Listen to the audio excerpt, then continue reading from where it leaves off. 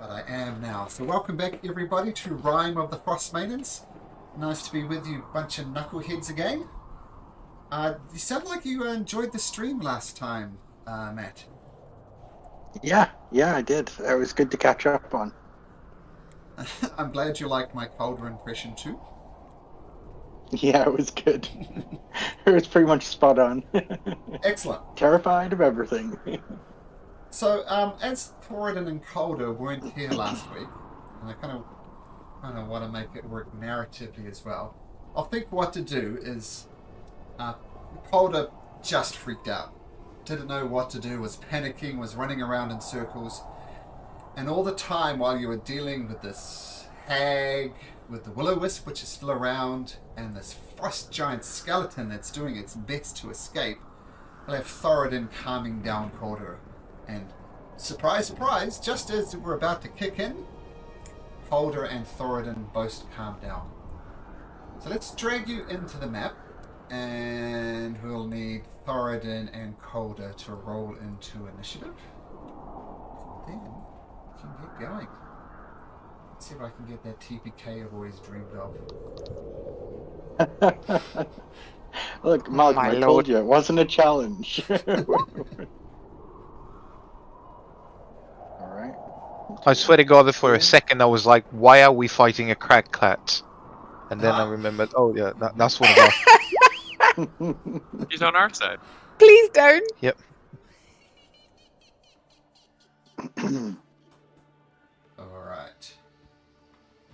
Alright, so while we're walking up these, I guess these are stairs right here, or like steps, or Yep. sort of like an uphill. Yeah, the whole time Calder's just gripping onto the back of Thoradin's cloak or armor. It's like, come on, it's really dark. It's really dark, Thoradin. Do we have to come down here? Really? It's so dark. I hear weird noises. Are we sure? Come on. Right on point. And you'll actually get to go before Thoradin. So this frost giant skeleton is breaking through, but has not yet broken through. The witch is dead, which is good. There's still a will-o-wisp over here. Yes. And this pot of stew, which useful pot, maybe not a useful stew. Okay, but top of the initiative order is a very fast-acting will-o-wisp who immediately comes next to... who is that? Next to... Oh, Malik. Who would like to play Malik?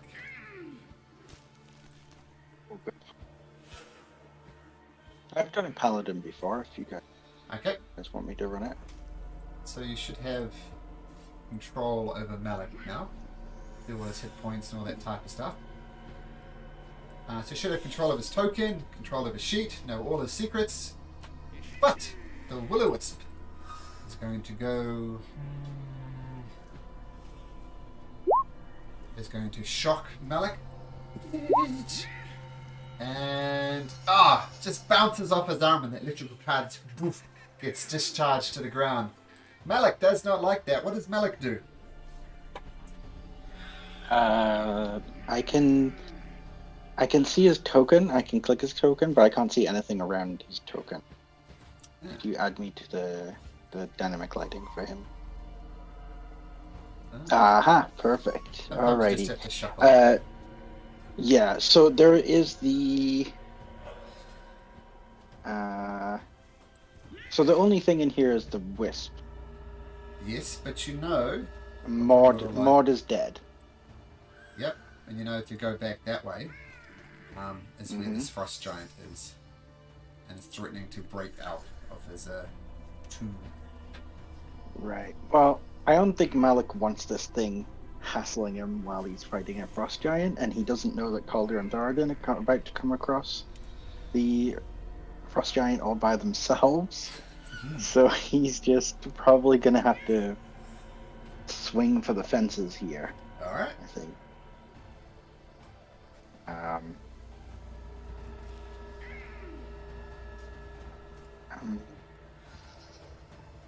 Yeah, I think we'll go with the. He's gonna drop his shield. Okay. Just to the floor, not like not crazy away from her or anything, but just drop his shield to the floor. He's going to swing his longsword two-handed at this will-o-wisp. Wing, but the will-o-wisp is just too quick and too nimble. You don't even connect at all. This thing is really difficult. We need some dex or strength save kind of stuff. Alrighty. Then in that case, he's going to scream in rage at it, and shadowy energy is going to form around his head, and he's going to end his turn. All right. And you're back up again, Matt.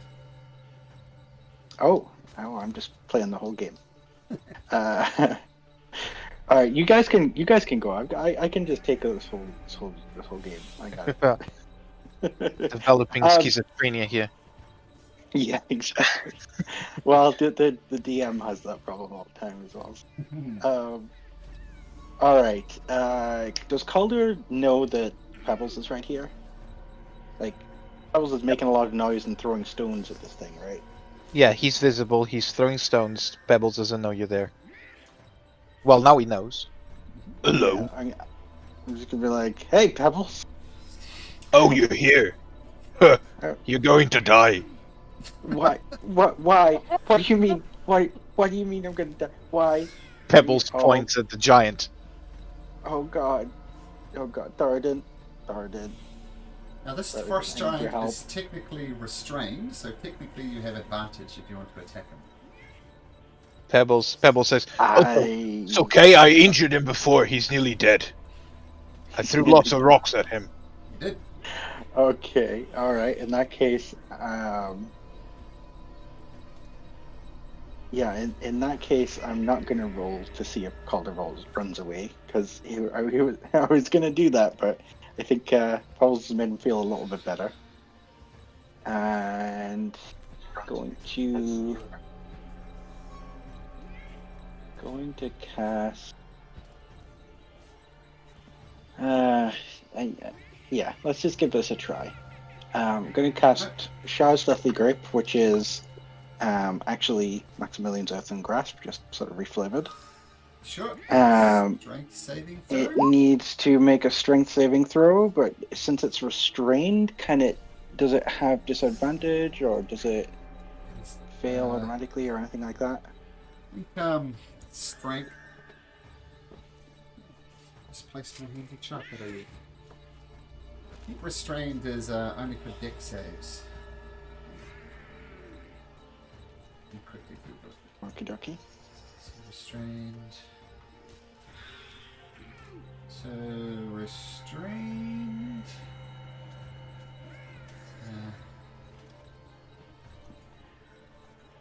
Just disadvantage on deck saving throws. Darn it. Okay, well, I've casted already, so strength save DC 15 is probably going to make it easily. But 23.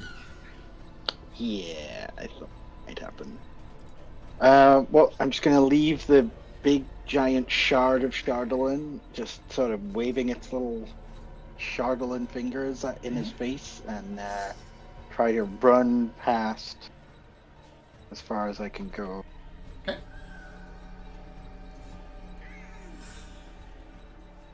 Oh, very brave, cool. Running in front of the frost giant. Nice.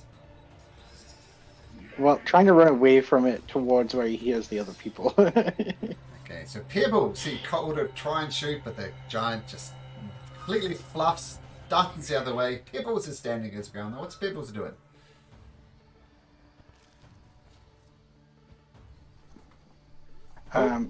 Grimmick's headed out for a second. He said he's Eldritch blasting.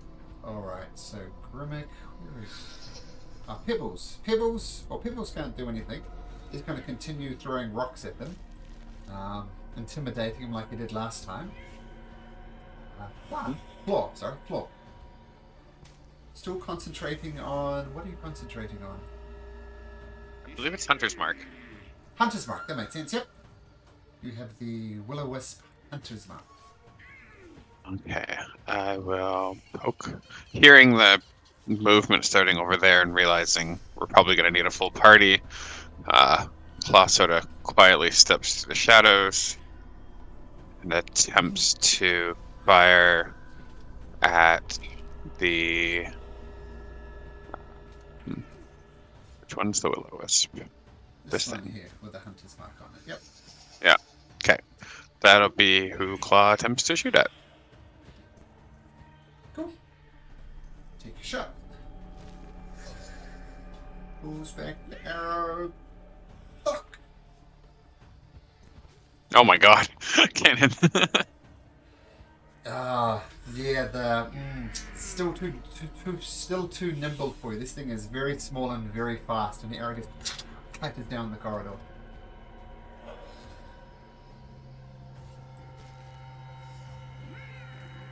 Okay, that's Claw's turn.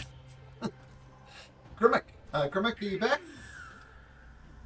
Nope. So we'll get him to cast Eldritch Blast. Where is lost Grimmick? Oh, he's up the top there. So Grimmick steps out from here. Oh! Oh, I know you weren't blessed floor. Yeah, never mind. But Grimmick What's that? is. Well, I was going to say you could have rolled a d4 if you were blessed, but you're not actually blessed for some reason. That's okay. So Grimmick comes out, Eldritch Blast, and he does hit for 3 points of damage. It's a terrible roll, but the Will-O-Wisp is finally injured. Goes down. Eldritch. Now, actually, the rocks, isn't it? Rocks. Go through. Tooth/claw cape. So I'm going to move back so that I can pounce. Sure. And then I'll pounce on the wisp. Uh-huh. And let's go.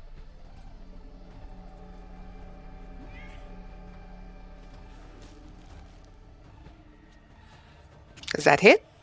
Fortunately, it doesn't. I imagine it kind of half on the thing jumping over the top of Malik, trying to pounce, and it just goes away.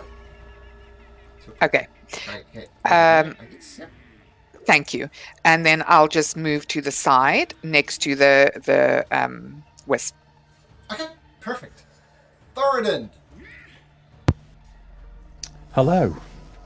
Can everyone hear me, firstly? Sounds perfect. Yeah. Yes. Marvellous. Okay. So how much of this skeleton's actually visible through the ice? Is any broken through? Can I see That former might- skin? You definitely have skin and bones to shoot at.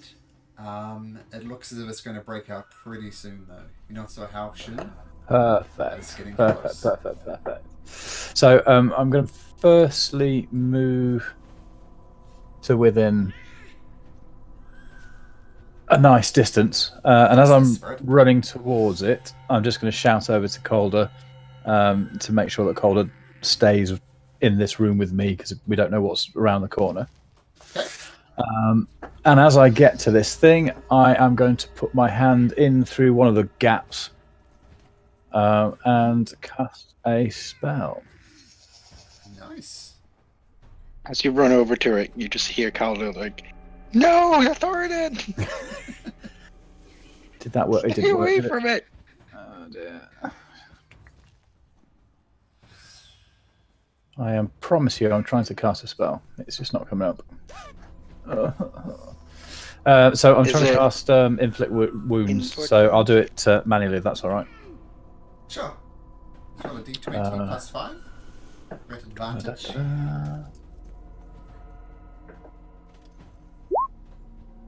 There we go, let's roll 18. again, just in case you do an actual 20. Okay, so that does hit. And your inflict wounds It's does 3d10. 10 damage. Yep. So it's 16. Okay. 10. Okay, so that absolutely does hit 16. You see there, the creature shake a little bit. And it shakes so much that it breaks free Of course it of does. the ice. God. So I'm going to roll it into initiative now. I'll pick it up from Fantastic. I Thoradin.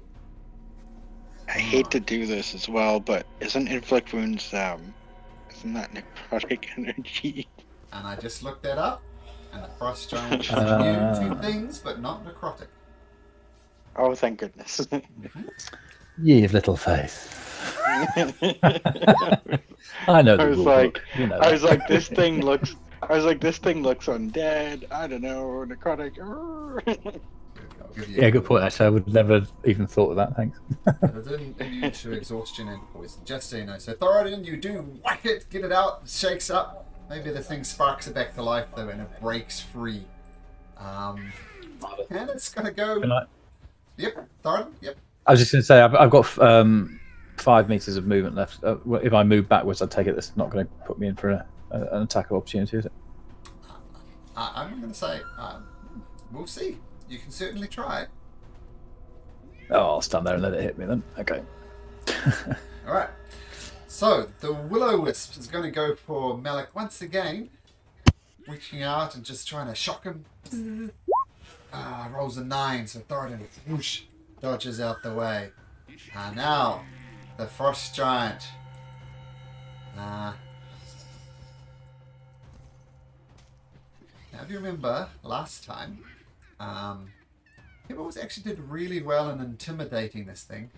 So this Frost Giant literally takes out its massive legs, steps over top of Thoradin, comes right for Pebbles, who's been annoying the crap out of him, brings his mighty great axe swings at once. Whoosh. What's Pebbles' AC? 13, 27. I think it's 13, right? Oh, Grimmick's still not here, I'm guessing. Carry the 4. I am here, sorry. What's Pebbles' AC? I just got here. Oh, hard questions at this time. I literally just sat down. Just 1 second. His AC is 13. So the big giant brings that prepared to cleave Pebbles in two and comes down. Boosh! But Pebbles dodges just to the side. It misses. But he brings his great axe through a second time. Swings. Rolls a 28, and Pebbles takes 23 points of slashing damage. Well, yeah, the first one he says, you need to hit on the other right, and then he disappears out of existence. How long? You need a minute or something to resummon him, right? I need 10 gold, because Pebbles is a high maintenance girlfriend. And But Pebbles is not coming back for this combat, right? it's 1 hour. No, he's not coming back. Gone. So having smashed Pebbles, expecting it to break into shards, it doesn't. And then the Frost Giant turns around, looks at Thoradin getting its axe ready. Malik, aka Matt, so you can get this Will-O-Wisp this time. Yeah, hearing the roars from the giant next door, and knowing that that's there, he's seen that, right? Yes, you're well aware of it. Yeah, and they it went sounds past free. it, so it sounds free. I think he's not too worried about this thing because it doesn't seem able to hit him any more than he's able to hit. So I think he's gonna break rank and let the cat try and deal with it, and run towards where he hears these roars so he can block the entrance off. Okay. And I think he's gonna do a dash Okay. rather than take the disengage. It's going to try and shock you with an attack of opportunity as you move past it, but it rolls a 6, so feel free to make your move. Okay, so that's your dash action. Okay. You're good. Yep. Calder. So seeing Malik come around the corner, he's like, "Oh, thank God! Look, Malik, help us!" And then he's gonna let me see. I just need to check the spell. Yep. I feel Pebble did his job. I mean, he took up one of the attacks of the Frost Giant, so well done, Pebbles. Yeah, 2.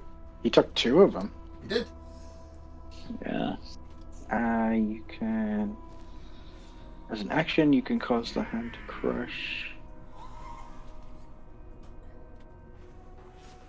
As an action, you can cause the hand to reach for a different creature or move to a dark. I can do this. Okay, so I can move. I'm going to move the big crystal of Shardlin and try to crush the giant one more time. Okay, so strength saving throw. Yeah. DC Rolls 15. out. Oh, natural 1. Yes. All right. Excellent. So, would that be bludgeoning damage 2 on the thing, or should I roll 2d6? On a foul shot, what takes 2d6? Okay, yeah, so roll your 2d6 bludgeoning damage. 2d6. I believe it is bludgeoning, so I don't know if this guy being a skeleton, sometimes they're vulnerable to bludgeoning. I don't know if that's the case with this one, but Make a perception give it a check. try. Okay.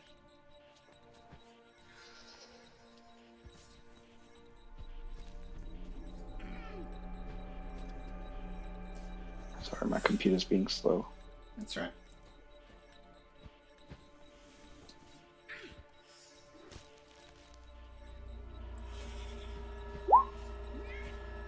So 17. it did appear that this took extra damage from bludgeoning. So it is very much. Nice. And this thing is restrained? Is there any limit on the restraint, like the size of the creature?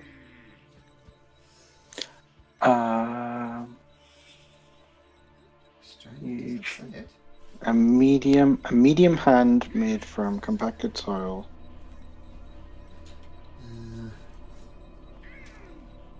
It says the hand's medium, but it doesn't say. What's the actual spell?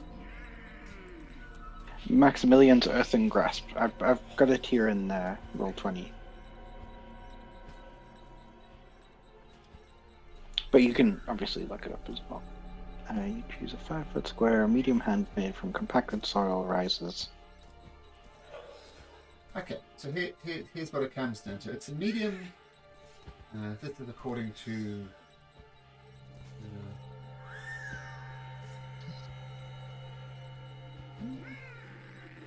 Oh, defines if the spell doesn't mention a target size is irrelevant, so it is restrained.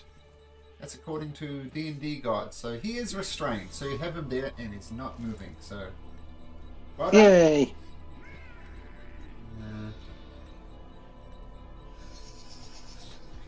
Oh no, but there's a thing. It's a medium-sized hand, so the grapple rules you cannot grab anything 2 size larger. So. Okay, so this is 2 sizes larger. It's not large. It's huge. Large, yes. Huge, no. So not grasped, unfortunately. Okay. Damn. Okay.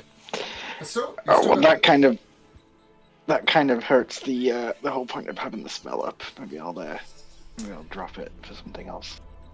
Still doing extra damage though. So. We'll see. Yeah, but it's a strength. He's going to save on strength checks almost every other time, unless you roll a 1. Oh, we'll see. I did roll a 1. That's your turn, Calder? Yeah, I think so. Unless I want to use some sorcery. Nah, not right yet. Not right yet. Okay. I'm just going to go get behind. I'm just going to get behind Malik. Oh, you see Malik dash down that corridor to go for the giant. You still have your hunter's mark on the Will-O-Wisp? What would you like to do? Well,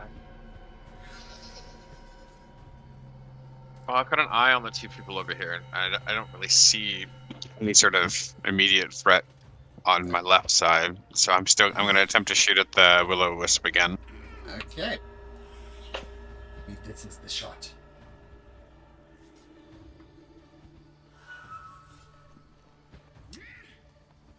Draw back your longbow. That's a no. Ah, you just can't get a beat on this thing. You stay where you are? Yeah, I have sort of a little vision on everything, so I'm good. Okay, so you see arrows just clattering down there, not connecting with this thing. You also see Malik run away, but you're a crackhead. What you got? I got a bite. All right. Gonna bite the wisp. Imagine the crackhead's like chasing around like one of those laser pointers on the ground, trying to swipe it. Pretty much. I'm fascinated right now. I'm staying here until this thing is gone. Alright. Craig X mighty paw. Oh, you do hit! Yay! You grab it between your teeth and shake it round. And then it gets out of your teeth and it looks... No, it's hard to tell how damages things is. I mean, it's a ball of light, but that was a very satisfying bite. Grimmick, you see the cat playing with this thing like a little rag doll before it escapes. You have a shot on it. What do you do? I move slightly here to try and get a better angle at it. Actually, I can even move here. If it's not engulfed by sand with my hex, I will do that as a bonus action. Okay. And then I will hurl a rock towards the bulb of light with a 19. That is 8 force damage plus 2 bludgeoning damage plus plus your hunter's knife. 1 necrotic damage. Okay, so you see the crag cat get this will-o-wisp, shake it into this thing, and the will-o-wisp just pulls through it. Just as it gets out of the teeth, boom! Shoot it, and scatters into a million points of light. Will-o-wisp down. So good teamwork, Tooth and Grimmick. Well done. You stay where you are. As my reaction, if I may, I'll say, guys, Pebbles is a gunner. There's Calder and Thoradin on the other room. Lady Cat, please lead the way. And that's it. Thoradin, you see this thing just destroy Pebbles, and it turns around you with a glowing in its eyes, ready to strike you with its giant axe. What do you do? How much taller than me is it? As in, can I reach up and touch its main part of its body rather than its leg? Sure. Brilliant. I'm so glad you said that. Thank you very much. So I'm going to go with a similar approach, although this time he's going to shout out the worst profanity he can think of, and he's going to try and punch it. Well, actually, no. I'm going to have to phrase this differently. All right, I tell you what. He's going to just touch this thing wherever he can, because he's going to use the same inflict wounds. So I'm going to have to do it manually again this time, and then next time I should be able to do it automatically. Sure. So, what do I need to roll? Just roll a d20. I think it's +5. Okay, 20. Oh, Marvelous. Nice. And it's nice. 3d10. 3d10. Yep, 3d10. 16. 16. So zapping And this thing. Yep. Sorry, I was talking over you. I want to use a bonus action as well. Sure. If I could, please. Of course. So I'm going to cast Shield of Faith on myself. That's a bonus action spell. It is, yes. Okay, so you are concentrating on that, and your armor class is now 20. Cool. +2. Yep. Lovely, thanks. Okay, so you reach out, get your divine shield up, the great axe comes down, needs to be to 20. Rolls a 20. So Oh, no. bashes into you. That's a terrible roll. Only 18 damage. And make me 18. 18, 1/8. Yep, and make Yep, me okay. a constitution saving throw. Okay, so I have +4, so is it a d20 I roll? Yep, so roll a d20 again. So Yeah. a really bad roll. No. Okay, so your shield of faith goes down. So your 18 goes back down to 18. Okay, And you took the 18 slashing damage. yeah, done that already. And he comes back again. Roll a 21. Doing 39 points of damage. Okay, I'm down. Alright. Yeah. So down jeez. and dying. So Yeah. a terrible roll would kill Calder in like one hit, pretty much. Wow, that was bonkers. Okay, and then And it crushes Thoradin into the ground as he's then in a bloody puddle. And then the giant Well, Whoosh. How fast can it move? You get all the way up to Malik, all the way up to there. What's its turn? Malik. Ooh, okay. Well, there goes our healer. I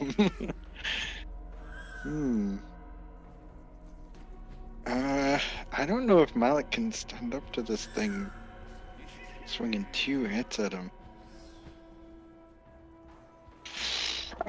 Well, I don't know. I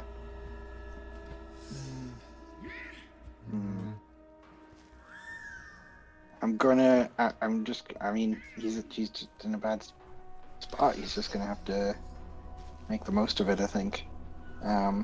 Is there any... Oh, heal? you know what? He's gonna... Like a... What's it called?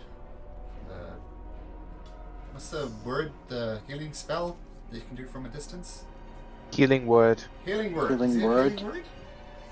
He does not. He's paladin. Oh, paladins don't do that. Okay. He has lay on hands. That one I know for sure. He does, but you have to touch for that. Paladins and touching. Yeah. You know, I think I'm gonna cast. Does he have any? He doesn't have any second level slots yet. Just gonna cast Armor of Agathis, give him a few extra hit points. Okay. Yeah. That's an action, right?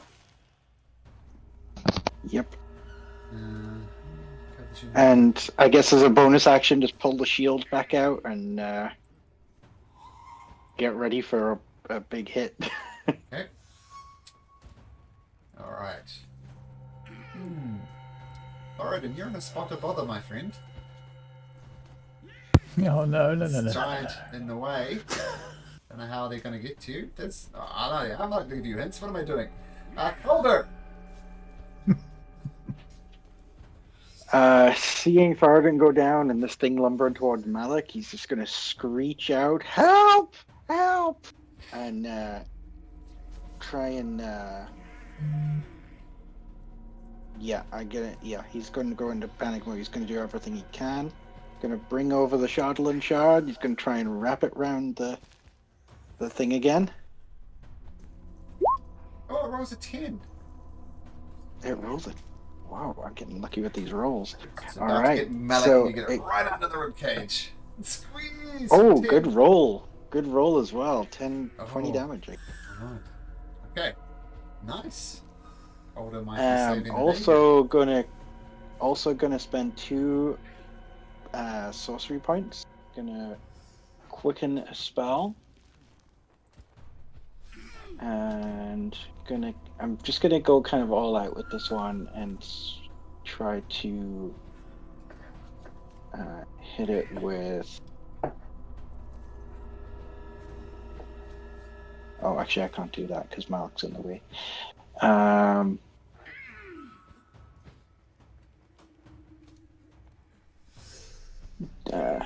not gonna spend the 2. Yes, I am. Yeah. Sorry.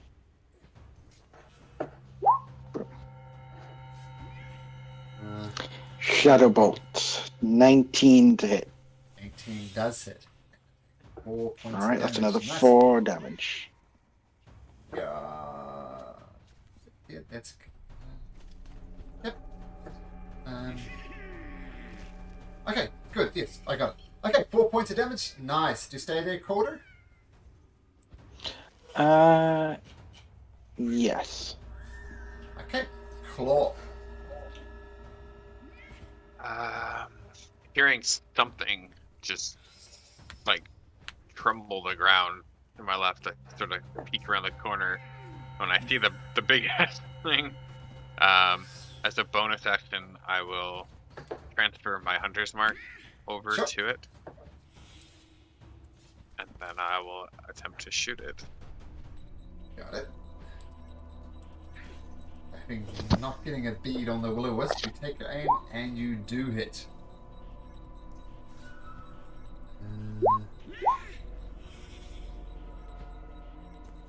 No. Okay, so that's 9. It's 15 damage.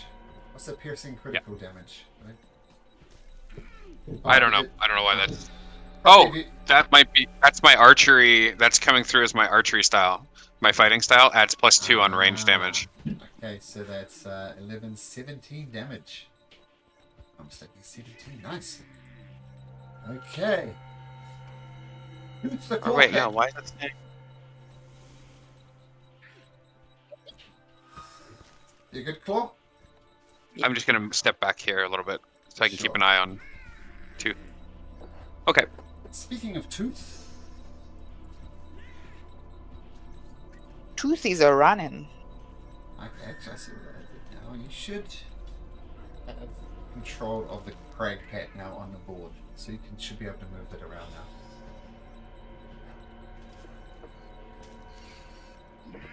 Okay, that's my 40 feet.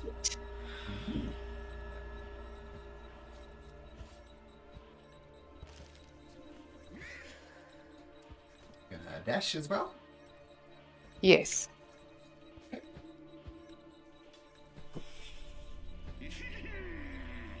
I see Malik is down. No, I can't- Thoradin is down. Where is Thoradin? Okay, then I can't see Thoradin. Okay, no.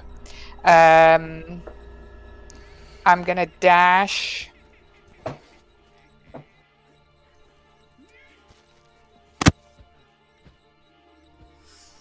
I don't think her crag cat has dark vision. Maybe I don't know. Does actually 60 feet. Yes, I do. Oh, that's really weird. When I put myself where her token is, I can see through the skeleton and I can see Malik. But like as the crag cat, she can't see past the skeleton. It's really weird. Sorry, the Crag Cat does have dark vision, but the token does not. But I just fixed that, so Thank you. that's right. Okay, now I can't see anything. Why do that? Okay. Okay, but I can't see. Where you are. No. Okay. You cannot see. I double moved, so I can't do anything right now. All right, excellent. Grimmick, Willowith finally goes down. You hear all sorts of screaming coming from the west. What do you do? I am leg it as fast as my dwarven legs allow me. So I think I can get there with my 50 movement. You can. And with my bonus action, I hex him Okay, so with it's my double- scent coat. Nice. So he's doubly hexed. That was Grimmick. Thoradin, you've got a big, huge guy in front of you. What do you do? Well, I'm down. I think I'm just Sorry. reading, aren't I? I'm getting confused with Malik. Yes, sorry. Make me a death saving throw. You have to remind me how to do this. I'm sorry. Well, just roll a d20. Okay. Higher the better. Okay. Okay, so Not you that have, then. you have failed one death saving throw. Uh-oh. Now, just as a note, if it comes back to your turn again and you roll a natural 1, you will die. Die. Mm-hmm. Oh, Yeah. right. Because a natural 1 counts for Yeah. 2 failed death saving throws, and 3 failed death saving throws means it's the end of you. Got you. Okay.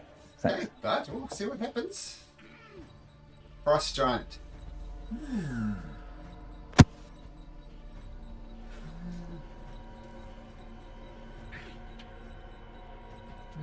I don't know how we can get to him either.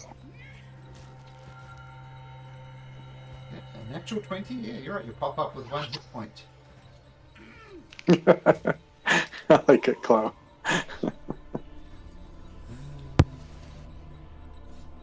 Oh, I like that.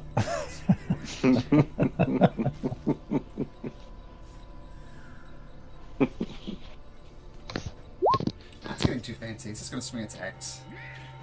It's another thing it can do, but how intelligent is it? Not at all. Okay, it's going to go with the basic thing.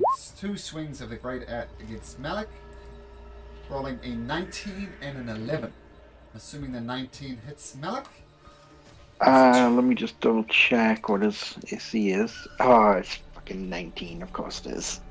So 23 points of damage. He has the armor of Yowza. Agathis. He had the armor of Agathis, so he does take some You are damage. right. So what does that work? So that's Ye- five temporary bonus point, Yeah, so- temporary hit points, So the net and effect 5 is, points of damage. So net effect, you take 18. The Frost Giant takes 5 points of cold But- damage. It's cold, I don't know if it's Yes. immune or resistance. It's resistant actually, it's not immune, but it is resistant. So that'll be 2 points of damage against the creature. So whoosh, hits Malik. Floating ice shards. Hurts the giant a little bit. Might have saved Malik's life though, so only 18 points of damage on Malik. You want to take that off him, Matt? Off his token here? Yep. Mhm. Oof. Yeah. His HP bar just went from full to nothing. I know. Yeah. Everybody here, I was like, oh, the visual. I know that's both of our most tankiest people pretty much wiped out in the first 2 rounds.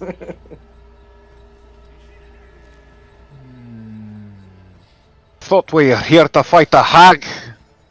What is this? It's Malik. It's Malik's turn, right? I thought we were just here to get a cauldron. What is going on?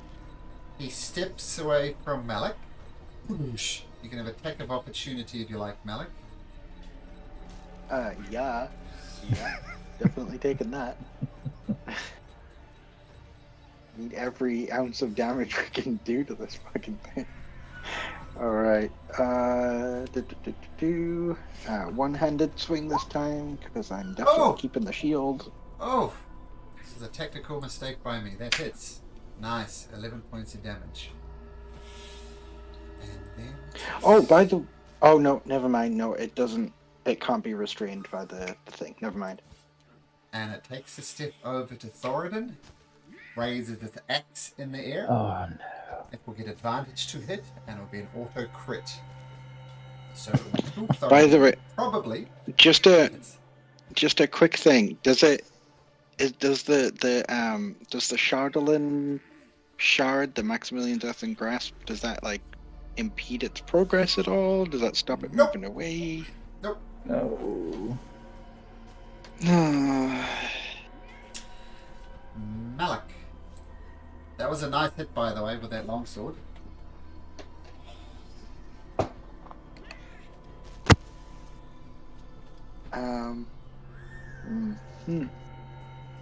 Okay. Well,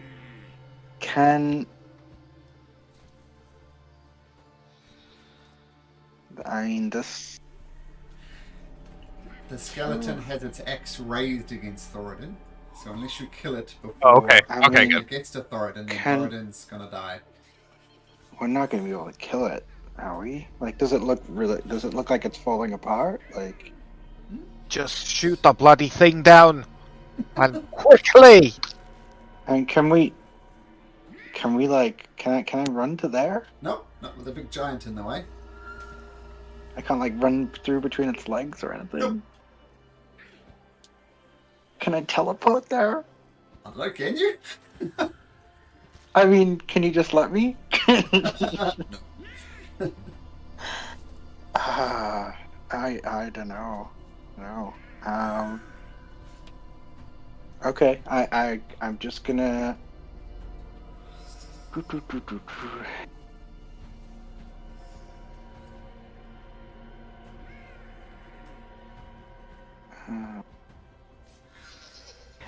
All I can do is run up to it and swing again. Then really, like, really you say all I that like, you got. say that like it's a bad thing. I know, but I want to get to him and heal him or something. Yeah, welcome back, Thoradin. Oh, shit! Booming Blade. I'm gonna cast Booming Blade with a bonus action, Okay, so if it hits, you'll do an extra 3 thunder damage. and it'll be stuck in place. Well, let's see what happens. All right. Okay. Oh, I feel very stressed. Thoradin's praying from beyond the grave. I don't think he's stuck in place. He just takes damage if he moves. Right, Yeah. right, yeah. Oh, No, it's 22. That's it. 22 to hit, okay. Booming blade. So if he let me just pull up. It's been a while since I've played Paladin. Let me just pull up the spell and put it up here for you Well, let guys. me put it this way. This will save you some time. How would you like to do it? Whoa! Really? Huh? Okay. All right. Yeah, Malik's gonna, in a panic, just see that this thing is heading towards Thoradin with its axe raised.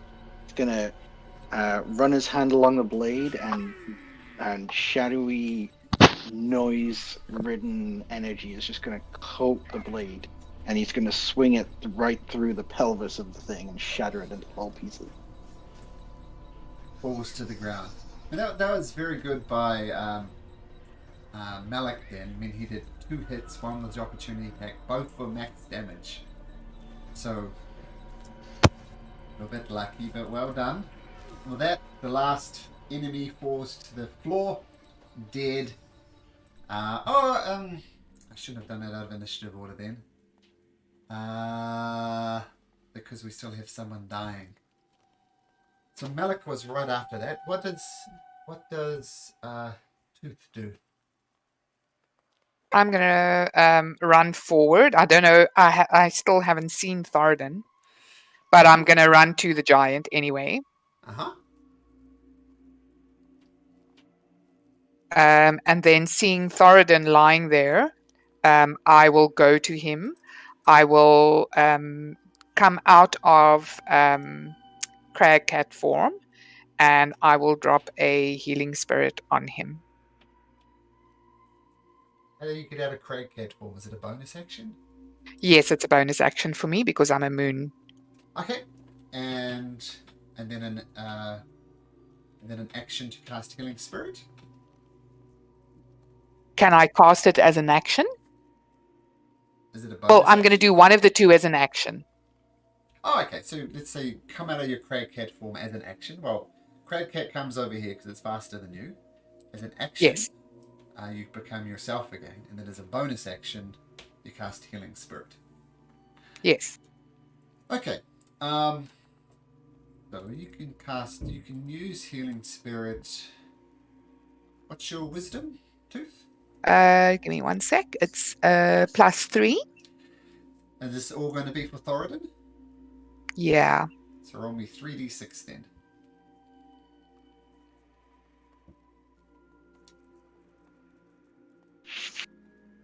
So that's 1. Do it 3 times. Right, so 6. So 9 points back, Thoradin. Oh wow, thank you. Whew, I was getting worried there. I was really worried there. You were worried. I just rolled up another character quickly. Oh my word. Oh dear, dear. Man, I was panicking. Like I really thought that was it. Okay, so the crag cat can come off the table. Thank you. How you guys doing? Oh, that was some fighting. Jeez. Calder is curled up on the floor, crying in the corner. I'm sorry. That's my first impression of Calder is crying in the corner. Yeah, the rest of the guys are used to this by now. Yeah, okay, like Grimmick is gonna walk close to Collar. Hey, Collar, you saved us. Thank you for coming. You arrived at the nick of the time. I told Thoradin, I told him it wasn't a safe place down here. It was all dark. Nothing good ever happens in the dark. That's not true. You came out of the shadows and you saved us. and I'm glad for it. Let's get up, Nothing lad. good happened in there. Get up. Let's see how Thoradin's doing. All right. And off I go. Just follow. And I look. I'll ask Thoradin how he's feeling. So I think Thoradin's going to be slightly groggy, isn't he? So he's not really too sure what's happened. He just knows he's had yet another kick in. I take out one of my good berries and I give him a good berry as well. Oh, Oh, that's excellent. So he's just going to turn to Tooth and thank you. He finds it very difficult to kind of get the gauge of people at the best of times, but he recognizes how you've looked after him, and so you've pretty much got an ally, if not yet a friend, in Thoradin, which isn't necessarily a bad thing. while this is going on, Malik's picking through the bones of the giant that he slaughtered, and he's looking for finger bones. Oh, not hard. I thought he would. Oh, well played. He's also gonna cast Lay on Hand. So you can do up to, what is it? Up to 20. with He's land hands. just gonna do 10 of those. Okay. Or actually, we'll probably take a rest, Felly. He's just gonna do 5 for now, just in case anything pops up. Oops, that wasn't right. I just took him down 2-5 instead of. It's feeling 5. worse.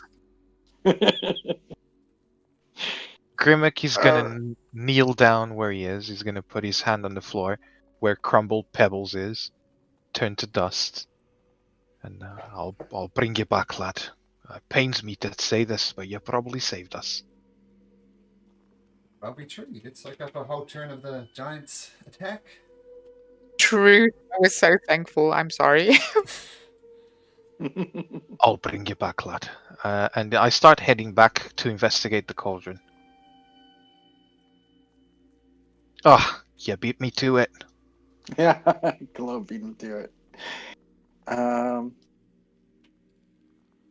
Yeah, Calder just taps Thoradin on the shoulder and thanks him for taking the hits and running in so bravely, and then said, "I did tell you it was dangerous."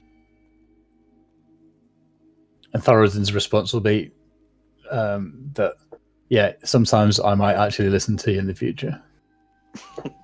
Sometimes. And Thoradin wants to know if anyone else has been injured.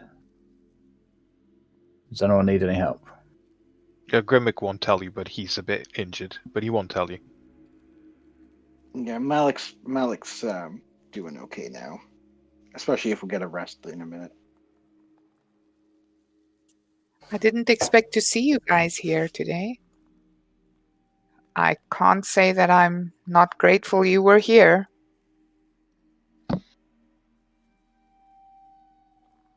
Yeah, I'm sorry it took us a while. I have this thing about the shadows, and it's scary, and but these guys are really good at helping me to face my fears, and we've done some really good things together now. But yeah, it's scary. I don't like the dark.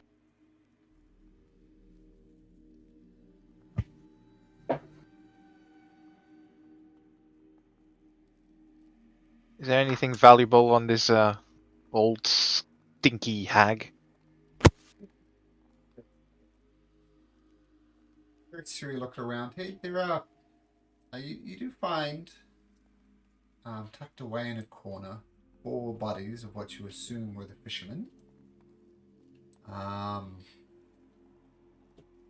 Nothing on them of note. You give a thorough search of the hag. Nothing on her of note. But there is this rather interesting looking cauldron here. Are you checking it out, Claw?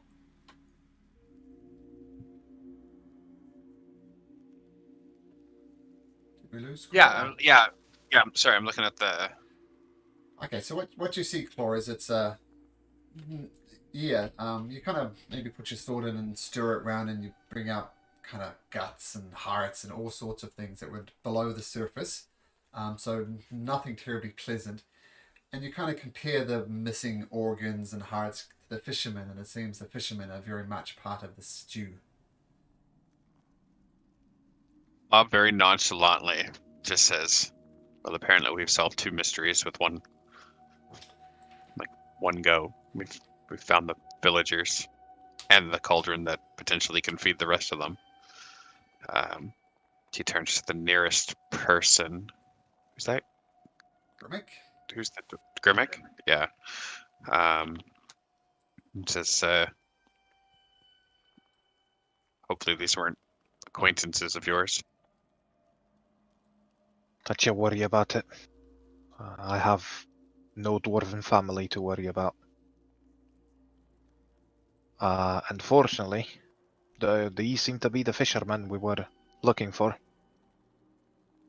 Are they missing bits of? Are they missing any meat? There, Well, Malcolm. I mean, they've been cooked down, right? Yeah, They they feel are. like their organs have been harvested and put inside of the stew. I was gonna say, I think like 3 or 4 of you ate some of the stew, so. I hope these fishermen will agree with me later on. Otherwise, I'll be wretched Oh my lord! anytime soon. Calder and Oh my Malik God. at this conversation, Calder and Malik just share a look. Don't be condescending. You weren't here. That's not what's that's not what we're thinking. Don't worry about it. Never mind.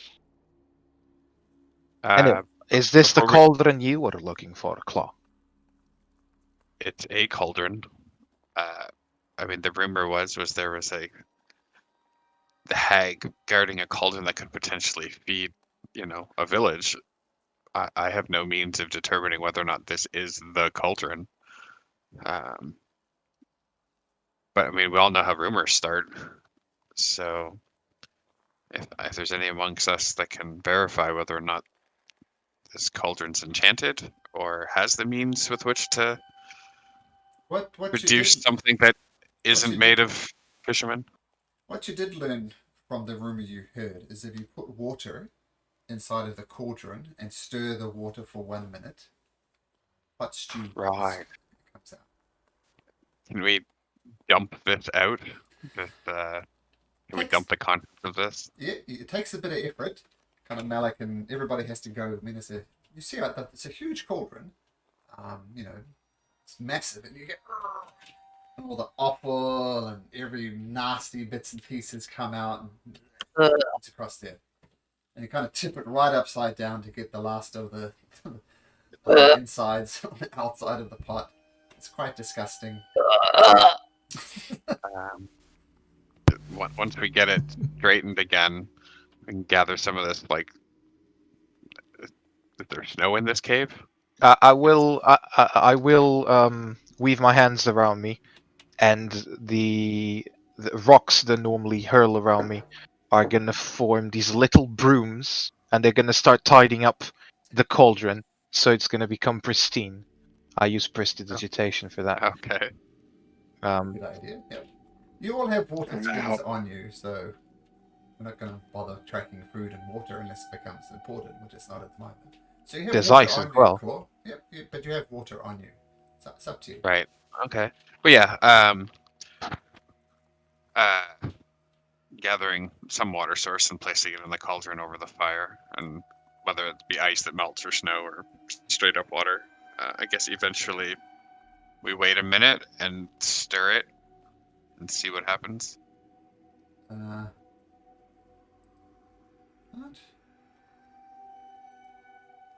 It's my cauldron of plenty. Yes, so you stir it for a good minute. Stir, and the water starts becoming more water. Then it starts thickening up. little pieces of like little like oxtails type of thing for seasoning, and little bits of carrots and broccoli and all sorts of vegetables come up, and the smell is just delicious. And you have a huge cauldron filled with a wonderful stew.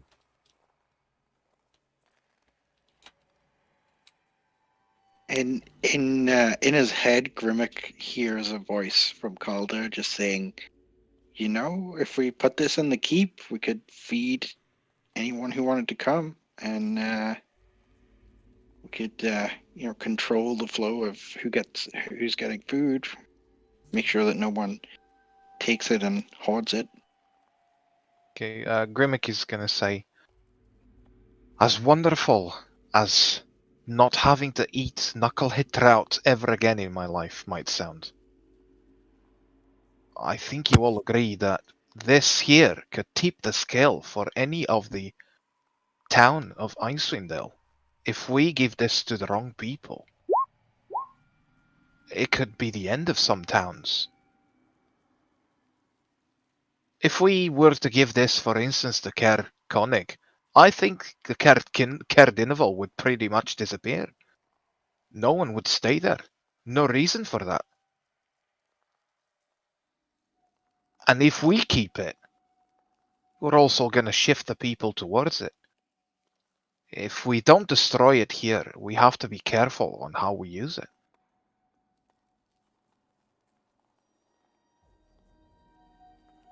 I mean, I think destroying it's a wasted opportunity, especially given the lack of game and sustenance. I mean, people are already. What's that word? And he looks to Tooth.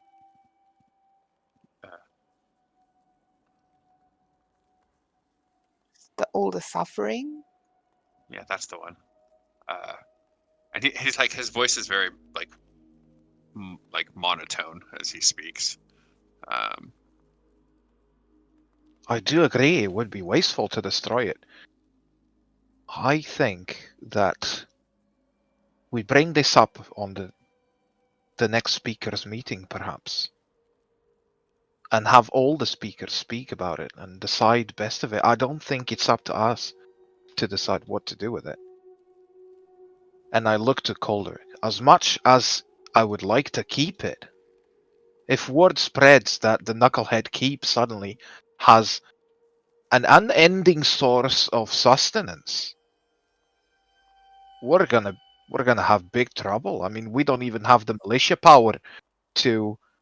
I don't think you've seen a hunger mob move towards a source of food after they've been starving for months. We wouldn't be able to stop 300 people. Now, I know in our backstory that like we had, been acquaintances of one of the 10 towns, but we didn't really specify which one it was. That being said, I'm trying to translate it into character. Paul will just ask, is there a speaker of note that you trust, or that trust you to the point that you would invest something like this to mitigate the hunger, but without bringing a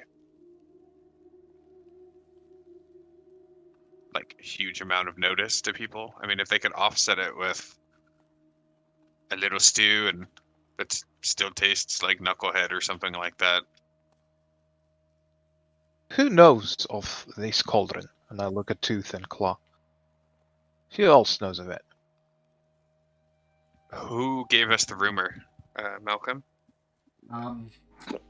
It was someone, the speaker up in the north in Kirkonic, which is actually a dragonborn, and he's a bit of a drunk, a silver dragonborn from memory. He told you about it, but he said he's basically drunk all the time. So he does, one of the speakers. Right. And I'll pass that forward and say we heard it, overheard it. Trovis. One of the speakers of Kerkonig deep in his cups. We know Trovis. Mamas, that is Trovis. from the description. Yeah, it is Trovis, and he's a silver dragonborn, and he's a drunk. So word has gone out that this cauldron exists. I mean, not for sure, but the myth of it. I mean, the rumor has been around for sure. Certainly, I mean, the myth or the rumor is probably fairly common if it's a drunkard's tales. Mm-hmm. Look, I'm up to deciding what to do, but as long as trust goes, I don't trust anyone other than the people in this room. You saved my life. You shared nights out there, and most of these people have saved my life more than once. So I trust you. The other people out there, I trust no one, but they seem to have speakers to speak for them. So my vote is to give this to the speaker of Easthaven and hope for his best judgment. It's not up to me to decide the fate of the eastern the 10 towns. What you know, especially Tooth and Claw, is that the speaker of Easthaven, what you know about him, his name is Speaker Daneth Whalen. You also met his captain, who helped you on the boat, Captain Imdra.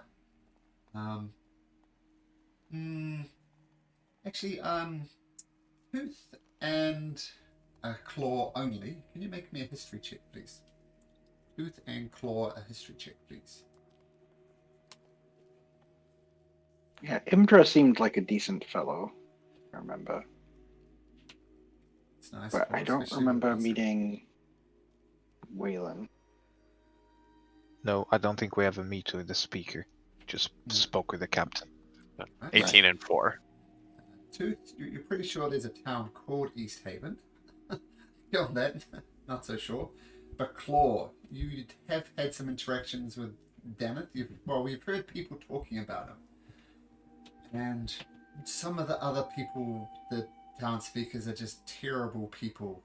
Like the speaker of Targos seems to be more interested in making money than anything else. But Speaker Daneth Whalen, he seems to have a lot. People seem to respect him for both his humility and his forthrightness. So a decent man.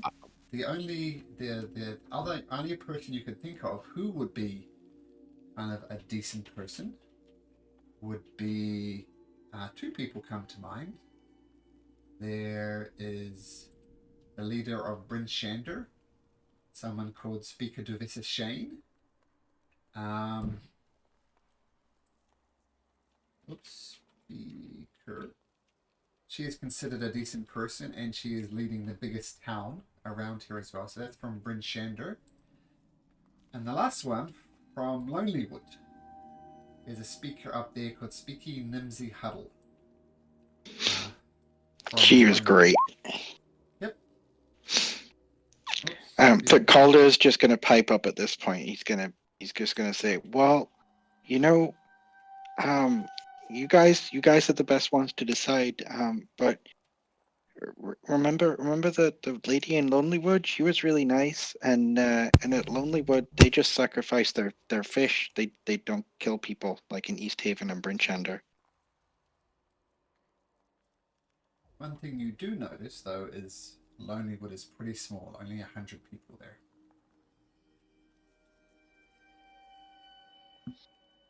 I agree. She did sound like to have a solid personality. But I'm letting us vote. We're if also you like want to keep here. it. Yeah. David's right here. And we know And that Speaker Waylon is a notable like positive soul. Like people think highly of him, especially given all the stress and everything that people have been dealing with for the past couple of years. do we know? I can't remember if we know the location of the Duragard stronghold. Was it in the spine of the world? As specific as you've gotten. As you can That's see as from the specific map, as we get. spine of the world is quite large. It's like saying it's in the Himalayas. It's a huge, huge area. Yeah, all those mountains to the south of the map there. The spine of the world.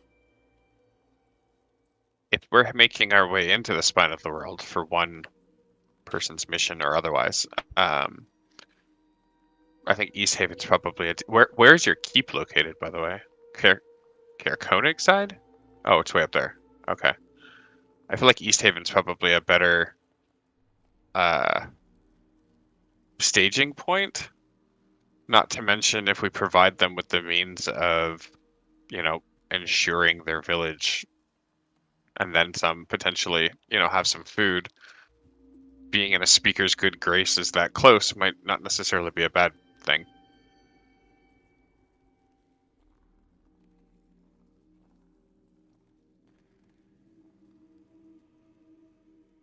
Malik's gonna pipe up at this point. I think he can be kind of cold sometimes. He's just gonna say, or alternatively, we could just keep it and charge people to use it. You want to be like that person of Targos? I don't know. Survival's what's important to me. Right. For you to keep it and charge it, though, you'd probably have to be there to ensure its safety and security, which means, if you want to become a stew merchant and end your days huddled over a cauldron, then great. How are you gonna monitor it? You're gonna trust that bard that you've known for a night that you sent back to the keep, or your house mummy? Yeah, that's true. Let's put the Neverlost Keep. That's exactly where it is. I saw Yeah. that, Malcolm. I was like, oh yes. It should My be suggestion, canon. my suggestion is that we take it to East Haven, have a meeting with the speaker under some other guys. You can all judge the man for yourself and determine whether or not we think he is responsible enough. From a personal note, I could care less. It doesn't affect my mission. It doesn't affect what we're out here for. It's a nicety that we can grant to somebody, but it's going to come with its own additional dangers and responsibilities, much like anything And- anyone does in life. And what is your mission? I'm tracking somebody, but Well, since everything seems to sort of lead us to this Duragor stronghold, since It's our not journey like- takes us south or south-ish, then our destinations align as it is for now. But whoever said, but Tooth's right. We can't be carrying this massive cauldron all over the countryside. well, it looks like our agenda just came clear. I mean, we have absolutely no clue other than we have to go south as to where to find these Duragar. The only other loose end we have is a serial killer we still haven't found. Right. And I'm with Claw. Sepik. Sefik, yeah, that's his name. Yeah. We know his name, but we don't know about his whereabouts. Wait, you guys are looking for Cephek too? Again, all of our journeys take us to this Duragar stronghold. The problem is we don't know exactly where this Duragar stronghold is. Okay. Well, the Duragard's track has led us all the way from the north to here, so I say we keep heading south. And I'm with Claw here. I vote on leaving it with the East Haven speaker. Talk to him. Make sure he's a good guy. And he knows what we are giving to him. Perhaps even get, then I look at Calder, perhaps even get some reward.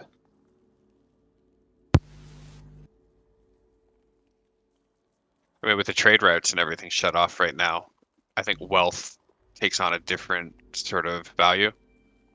Well, Food you've and said sustenance, food and sustenance becomes paramount, and much more so than you know what it might have been when it was more readily available. So for those that are opportunistic, this might satisfy all your base desires. in the land of the blind, the one-eyed man is king. Right. I So say go to East Haven too. Right? Yeah, Thoradin's just going to look up and wipe his mouth with the back of his sleeve and say, I don't care where it is as long as we can have access to it. Stew is delicious, by the way. Thoradin, wonderful stew. I think somebody joined him. Grimmick, fantastic. You've all been living on knucklehead trout, and it's a blessing on top of a blessing that does not taste fishy at all. Best stew you've ever had. I say we go to East Haven, but can we please rest? Merlin's beard. My back is killing me. You can let's take a long rest if you like. This cave is relatively safe, so yes, you may take a long rest if you like. I think it's early in the morning, isn't it? So I was more suggesting like a short one, but up for people. You can have a long rest. That's fine. We would be having one. Yeah, long rest is fine. And Cool. how are you? I'll let you ponder this. Let's take a short break, and we'll be back in just a couple of minutes, and we'll pick it up from there. Sound good?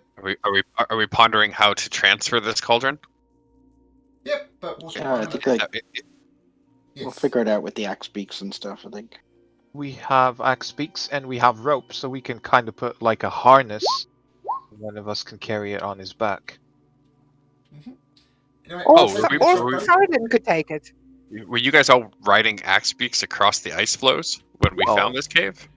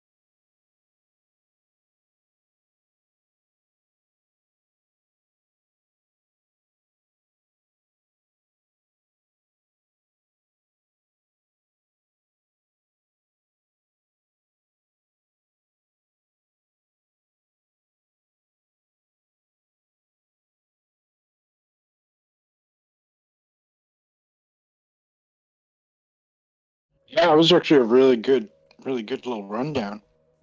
I know I'm listening, and I can't remember half of that. Well, I've got it written down. That sounds familiar. Excuse me, familiar. Okay.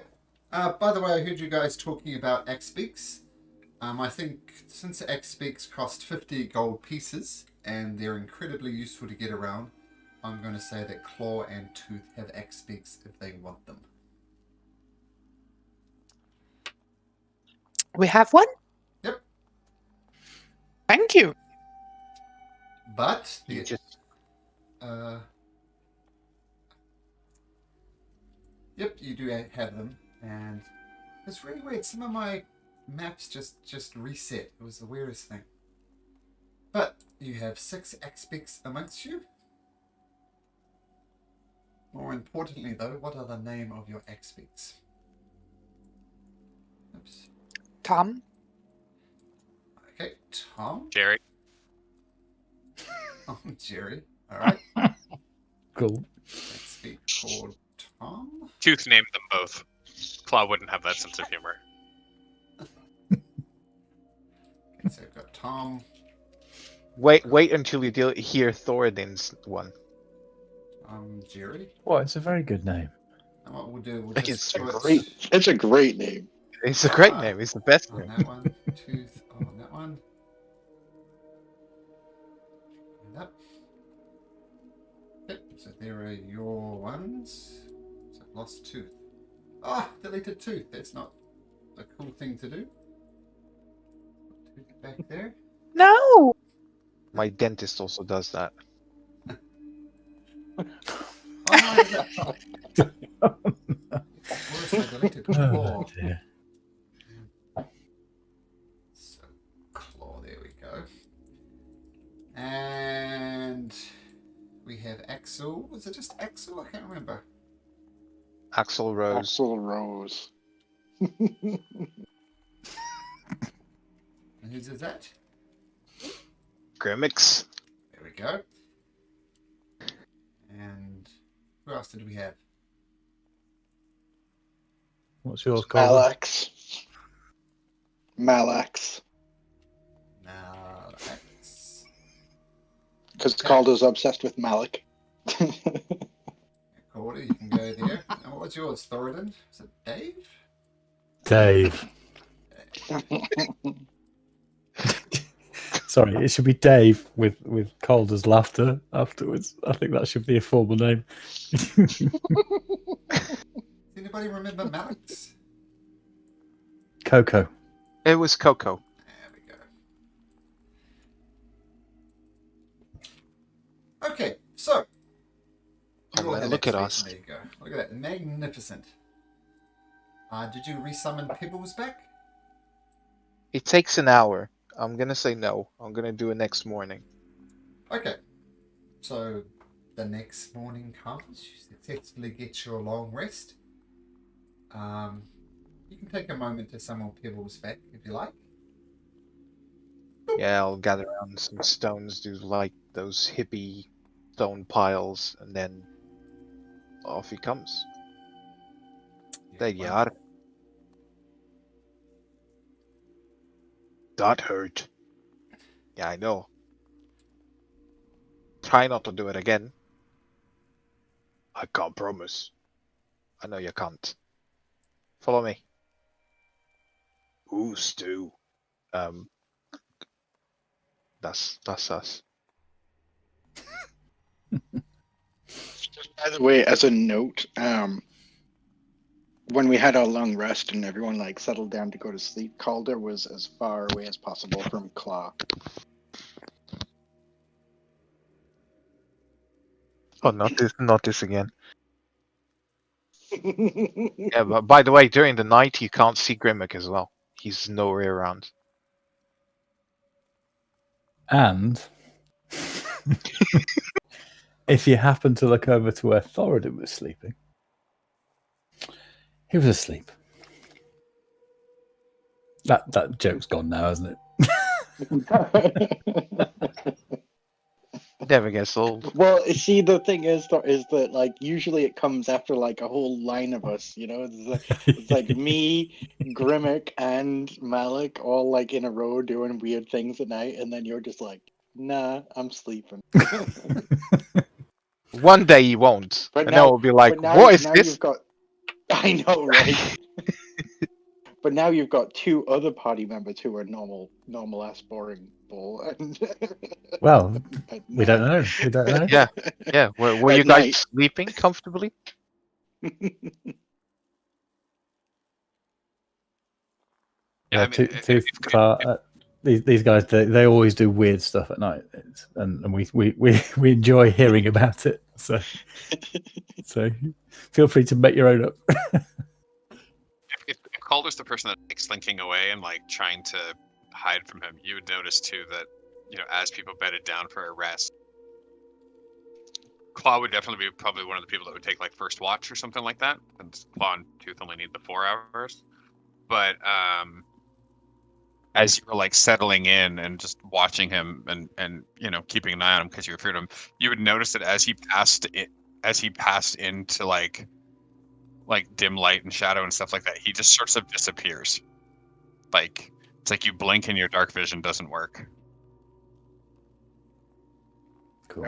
Yeah, I mean, if whether or not Calder- that exacerbates like your fear, it's something completely different. If Calder, but he just if Calder notices that, he's gonna kind of freak out a little bit, and he's gonna jump to his feet. It's the first time he sees it happen, and he's gonna shout, "Where did Claw go?"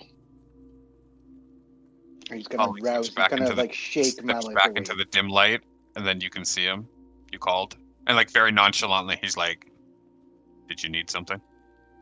Okay, so then dark fire starts sort of roiling around in Calder's hand, and he said, "Where did you just go?" About 10 feet that way. Why couldn't I see you in the shadow? I can usually see things in the dark. It's the only thing that stops me from freaking out. Why couldn't I see you?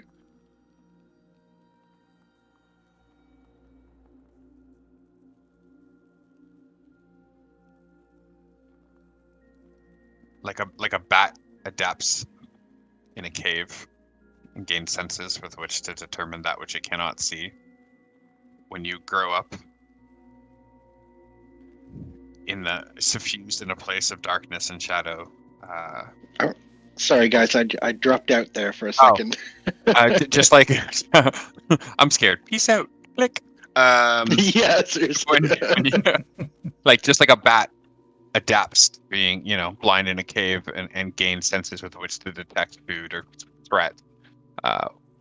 When you grow up in a realm suffused with such shadow and darkness as I do, people adapt so that the predatory hunters that rely upon dark vision don't have as easy a time to track you. You need not fear the shadows. The shadows are malleable. And he sort of like, you watch as he says it, he sort of steps on the line between like dim light and darkness and stuff like that. And you see as he almost like pulls a little bit of the shadow, almost like a cloak around him and like folds into it, where he sort of like blends away from your dark vision and then steps like halfway out of it again. Very much making you aware of sort of the boundaries of which he can do this and stuff like that. And then Calder casts darkness right on top of you. Oh, okay. And he says, "Can you see?" I can. Wait, can I? No, wait, magical darkness? Let me take a look. 1 second. Yeah, magical darkness. 1 second here.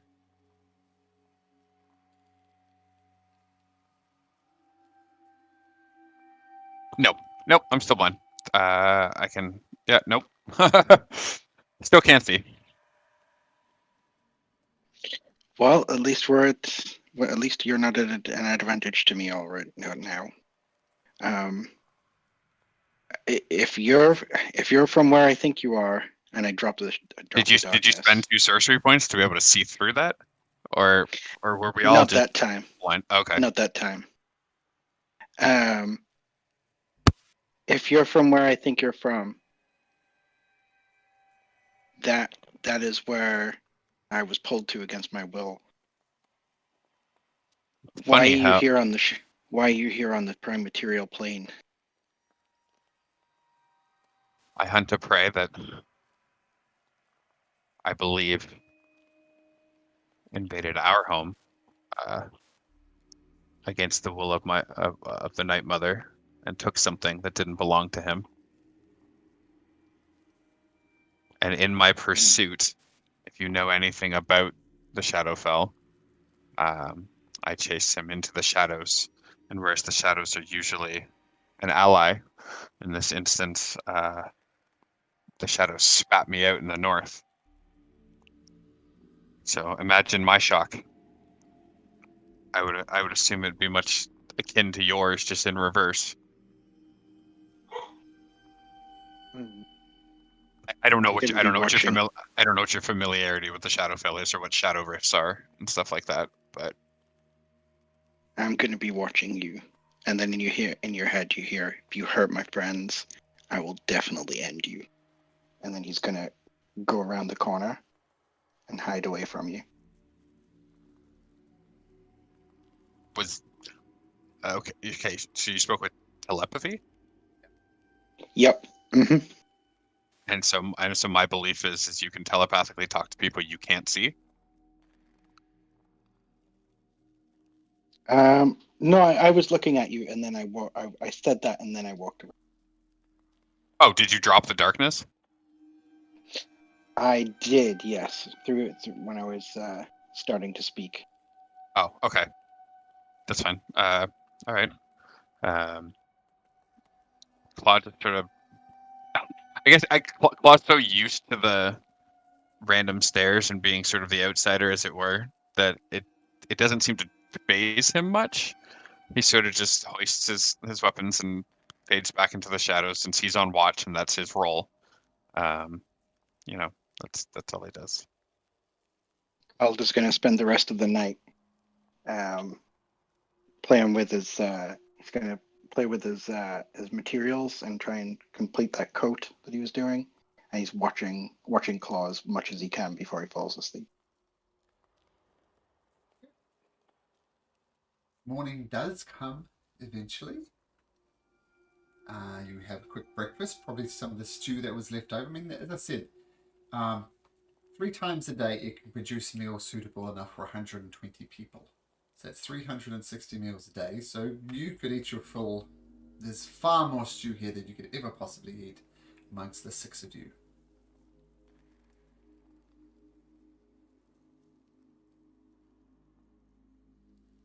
Well, I don't have a thermos, so I can't exactly save some for later.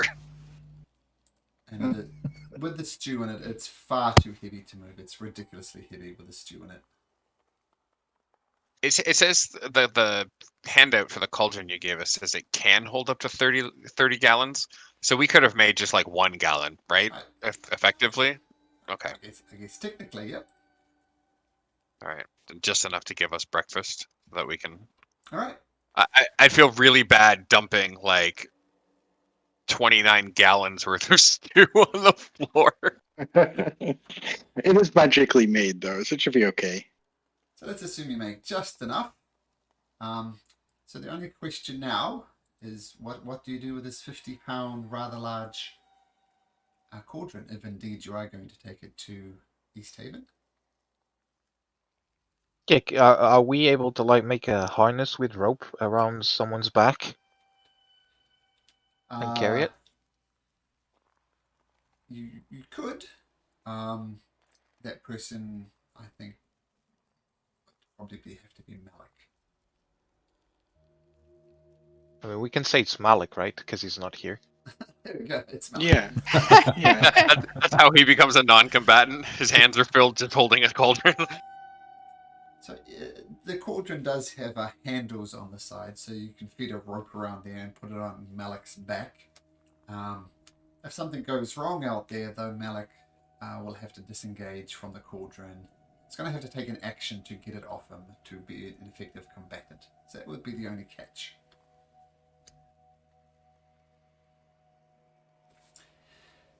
So you strap it onto Malik's back, and do you head to East Haven? I believe that's where we were headed. Yep. Yeah, I think Yes. that's what we agreed, wasn't it? Yeah. So you all That's get our- on to Coco, Tom, Jerry, all the other ones, and you make your way pretty much along the frozen lake again of Lake Dinnershire. The weather outside is bad, but that is almost so uninteresting to say. Can we actually? Uh-huh. Is it possible on the way? There was that rowboat outside Mhm. that we like sort of dragged up to. Can we not stick the cauldron in the boat and then use the axe beaks to pull the boat like a sled through the snow and crap? And then that way we Oh, bring them good. an extra boat as well. Nice idea. Yeah, good thinking. Sure. So you put Oh, the we can Mhm. we can stick our snowshoes on the bottom of the boat as well. Give it like skis.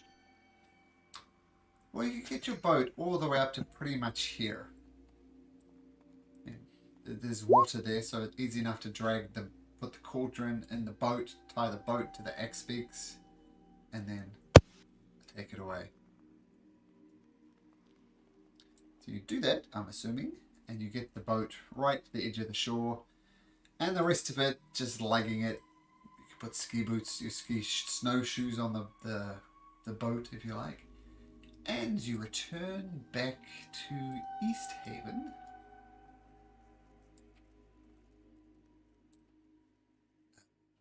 What would you like to do? We know where the town hall is, right? Mm-hmm. I suggest we go straight to the town hall, talk to the speaker. The sooner we make our way south, the better. Agreed. And get our reward. So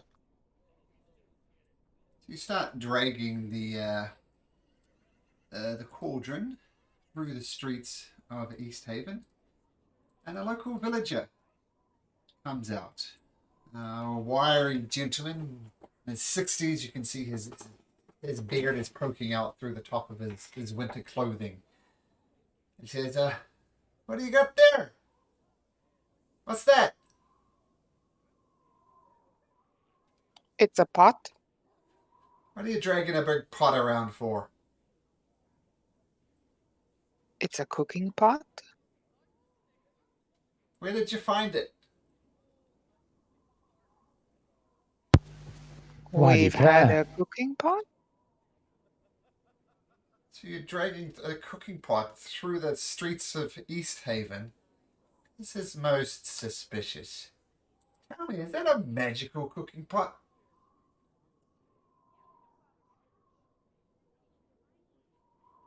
Why would you That's ask a if really it's... random inquiry. Right, this is our pot, it's not your pot. And we found it right next to none of your business. Okay, make an intimidation check.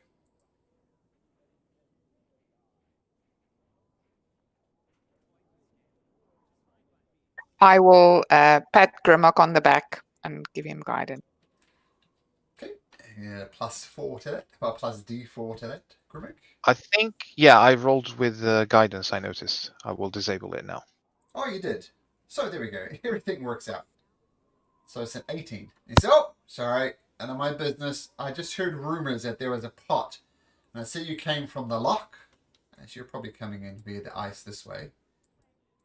He says, so I just heard rumors there was a magical pot there. None of my business, none of my business. And he disappears back into the hovel that he came from. But you do look around, and just with your passive insight, you can see people eyeing you suspiciously. Because they saw you leave without a pot, and they saw you return with a pot. But this elderly gentleman who's the only one who actually mentions it. Eventually, where you make to the town hall. You come inside, you dust all the snow off, and you're in the town hall. There's a formal area there. There's a secretary of sorts there. What do you do? I'll let someone else do the face of the group. Rolled an intimidation, I feel quite happy with that. Olga's not going to do anything unless you push him forwards.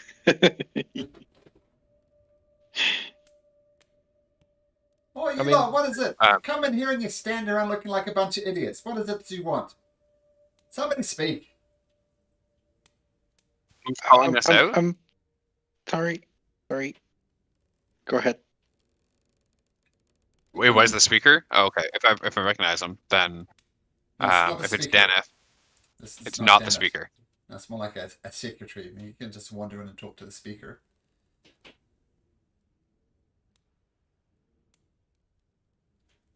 So, what is it that I can help you with? What's going on? If no one else steps in, like Yeah, go ahead. Gimmick is going to Sorry, I think I have a. Sorry, guys. I think I have a delay, and like every time, if I cut you off, my apologies. No worries. I'm just going to say, all right. We were sent by Captain Imdra. I forgot her last name. To investigate some. To investigate. Yeah, that's it. Argaloth or something like that. To investigate some missing fishermen. We have brought some artifacts back we would like to report. Also, we have some information to share with the speaker. Oh, well, I'll tell you what, let me go get Captain Aldra. And Captain We Aldra. we are the Knucklehead Trouts. No. Yeah. Are we? Neverlost Knuckleheads. Well, the receptionist looks at you strangely, but she comes back and says, Captain Indra comes back and says, well, welcome back. Did you find the fishermen? What's going on? We unfortunately found the fishermen a bit too late. They were dead by the time we arrived. How did they die? Gruesomely.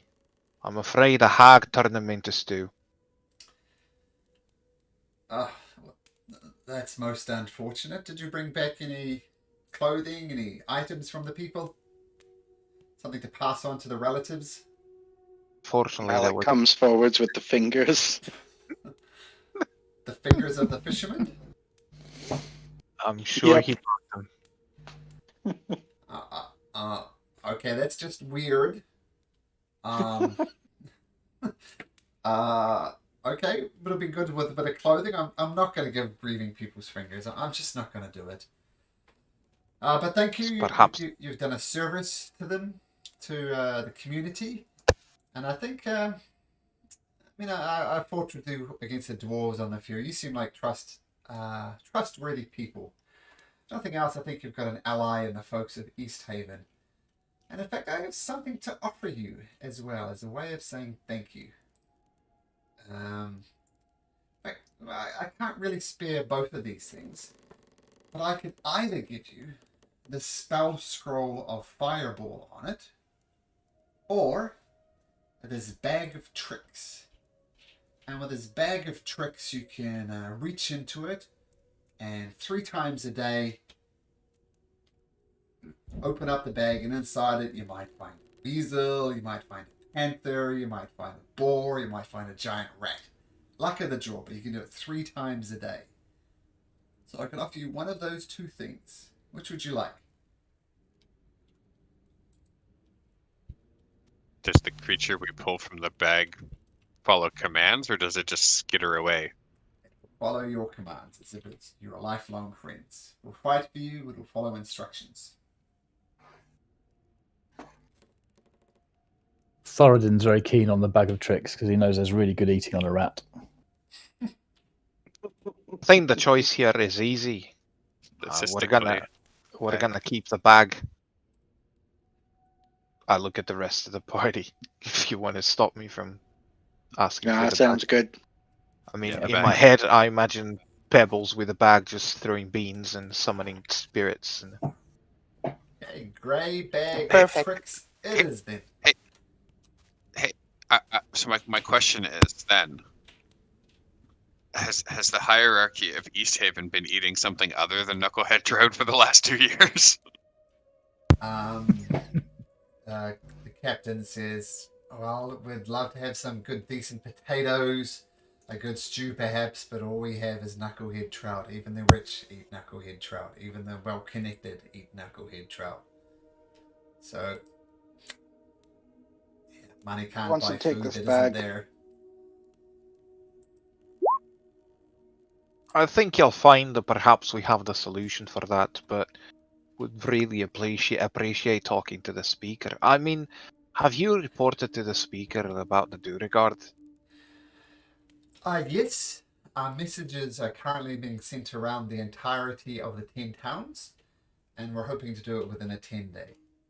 Maybe 9 days from now.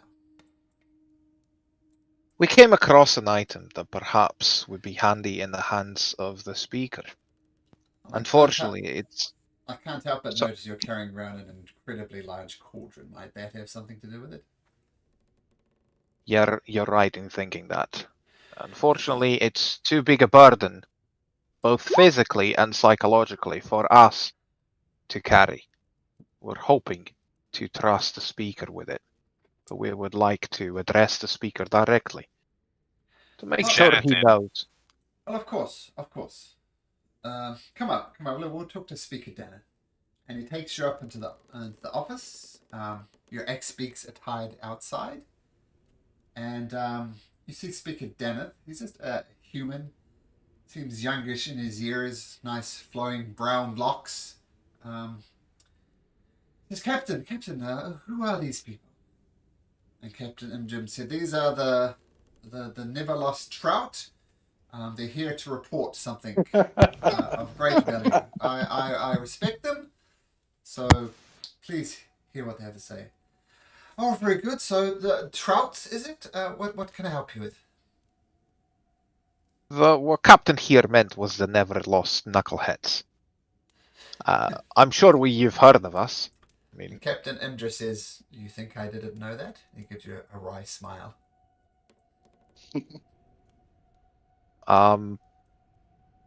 hello, speaker. It's a pleasure to face you, and thank you for your honor. Yes, the captain mentioned to me about the situations with the Duragar. You got them out of East Haven, on the ferry at least. We appreciate that, no doubt. Seems something is much larger going on. We're trying to use some magical means to speak with them from beyond the grave, but as so far we've had no luck.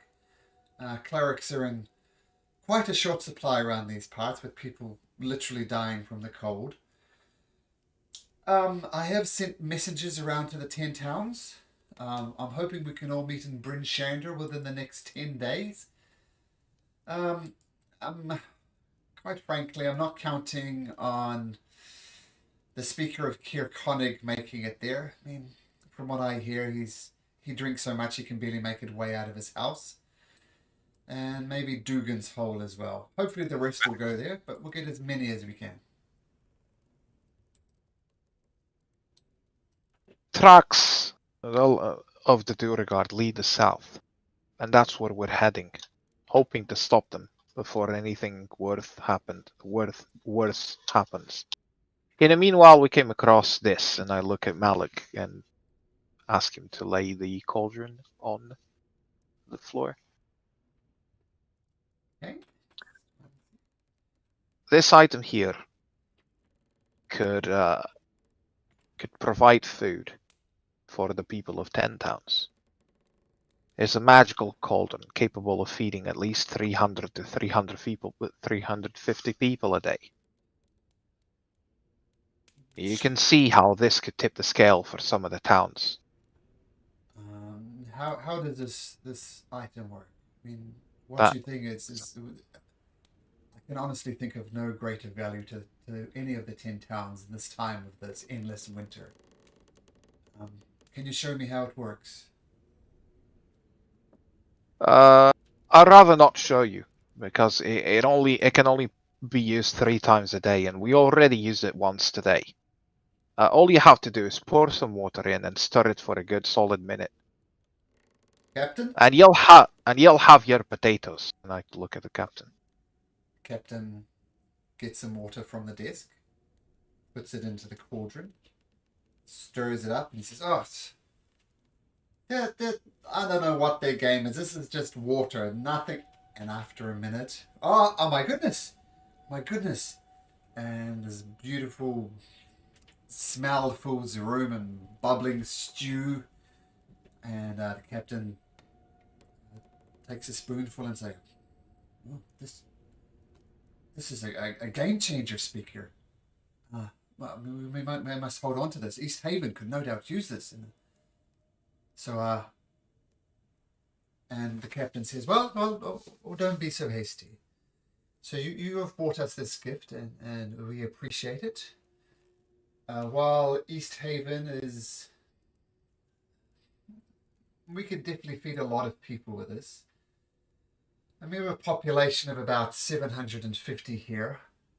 If everybody could get a decent meal every other day, this could change things in East Haven. Are you gifting it to this? We're hoping to get some kind of reward for it, some tradable value. I know it sounds greedy, but we nearly almost lost our lives for it. No. We had to fight the hag, and then there was a big giant skeleton the size of a small hill, and yeah, it was scary. Look, lad, you don't need to sell it to me. I mean, giants, hags, nah, I'm not so sure. What I am sure of is you've brought us this cauldron that could, it's almost a blessing and a curse what you've given to us. Yes, we'll feed the people of East Haven. They could get a good meal every other day, which is quite frankly more than what some of them are getting at the moment. And there's only so much knucklehead trout you can eat. I mean, we're hearing reports of scurvy, people's skin just being malnourished. This is miraculous. I think 500 gold pieces would be in order. Would that be acceptable to you? Is that per head? Total?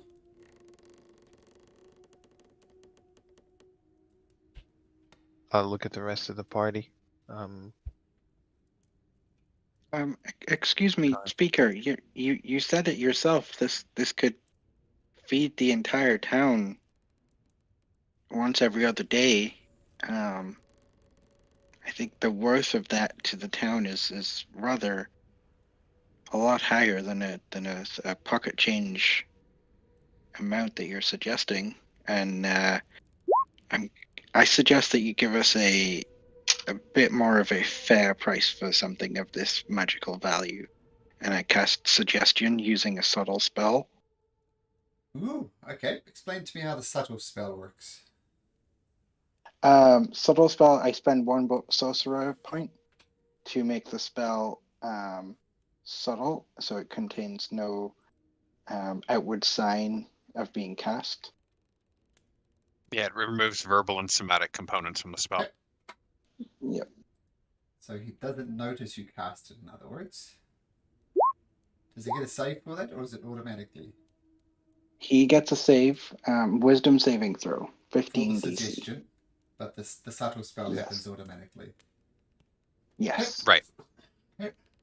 And I think as well with subtle spell and suggestion, I could be wrong here, but I believe they're unaware because of the subtle spell. If they make the save, but I could be wrong about that. Okay.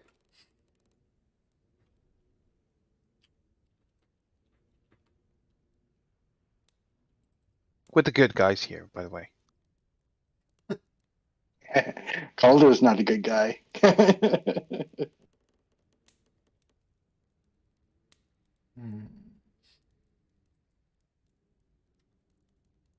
Let's have a look.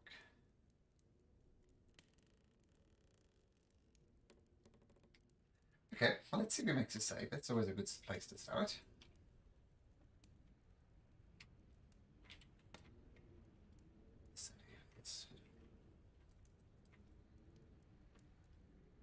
Yeah, suggestion's not like charm person. There's no success or fail, or when it expires, the person knows you cast it. So Yeah, they don't know. With subtle spell, they don't know. but I think actually suggestion as a suggestion. spell itself has no telling sign. So normally, like if they physically saw you speak the words and stuff, then that would Yeah. make sense. Like they could tell that you imbued something with magic. But since he removed the verbal components, Hmm.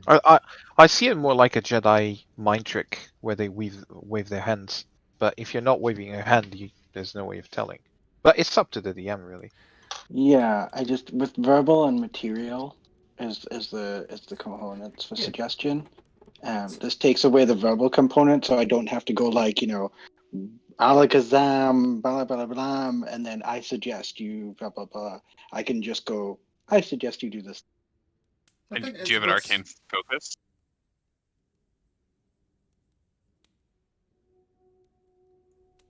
What's that? I didn't hear what you said. I was asking if you had an arcane focus to substitute having to dig into a pouch and pulling out a material component in front of him while you're casting the spell. Let's see. Because if you have a component pouch, it requires you to pull out a component, right, while you're casting it. If you have an arcane focus, then you don't have to make those sort of hand motions to go into the bag and grab whatever you're grabbing. Yeah, I usually use components, but it's just bat fur. So I can just reach into my component pouch and sort of stroke the bat fur within Gotcha. the component pouch. Okay, so I think what we'll say is because it's a subtle spell, he doesn't know you're casting it. He failed it, so he's under the effect of suggestion. And 8 hours later, when the suggestion fades away, he's going to think, why the hell did I agree to this? And I think that makes sense. He doesn't know a spell was cast That's on him, fair. and he's going to think back, That's why fair. the hell did I agree with this? And he might I think that's fair. suspect something as on, but he has no proof, nothing at all to go on. So he's got might suspect something, but he's got nothing to fall back on. Cool. I guess 500 is on the light side. I'll tell you what, you seem like a good people. I'm probably going to need you to do me a favor, though. Just look at an old friend with me. Is that something we could do? I could give you 1,000 gold pieces, and if you could help me out with an old friend, I would really appreciate it. If we can help in some way, I don't see why not. There's two problems. Page. Well, this cauldron of plenty will no doubt help feed them, lift spirits. I mean, my job here is to lead these people through this winter. And there's a physical side of them keeping them alive, but I think the mental health of these people is also very, very critical. So first of all, I'll give you the 1,000 gold pieces, no problem. I wonder if you could go look down into Lonely Mead for me, though. Good Mead. They brew a fantastic brew there called Honey Mead, but for some reason the shipments from Good Mead has stopped. And unfortunately, the town speaker himself was recently killed by this huge 9-foot tall giant. Now, rumor has it that this giant stole the shipment of honey mead away, without which a handful of taverns in 10 towns might go dry. So, if you could go down there, find out what's happening in Goodmead, because maybe they're fearing this giant in the nearby forest. But if you could go down in Goodmead, as I said, the speaker has unfortunately passed away. If you could try and get to the bottom of it and basically get the honey mead flowing again, that'll raise spirits, not only in East Haven, but all over the 10 towns. What do you think? We're heading there anyway. We're heading south anyway, and our friend here, and I pointed Thoradin, I think he has some revenge against frost giants to handle. So yeah, I think we're good. I think we can handle this. Perfect. Much appreciated. I'm just trying to think what the best way to distribute this meat is. This stew is. I mean, if we put it out on the streets and just hand it out, we might start a riot. Ah, man. Once word gets out, I'm sure people are going to try and steal this. I have well, I have a suggestion. yes. Yeah, people do a draw here, right? Yes, we do. Yes. I know it's not for the best, but perhaps if you would agree, it would help us both. Hear me out. You could say that the Neverlost Knuckleheads came across some missing shipments of food, and we're starting to supply the town. Unfortunately, it's not enough for everyone, so everyone has to put their name into a draw. And every day, you draw people, and the lucky ones get the food. I mean,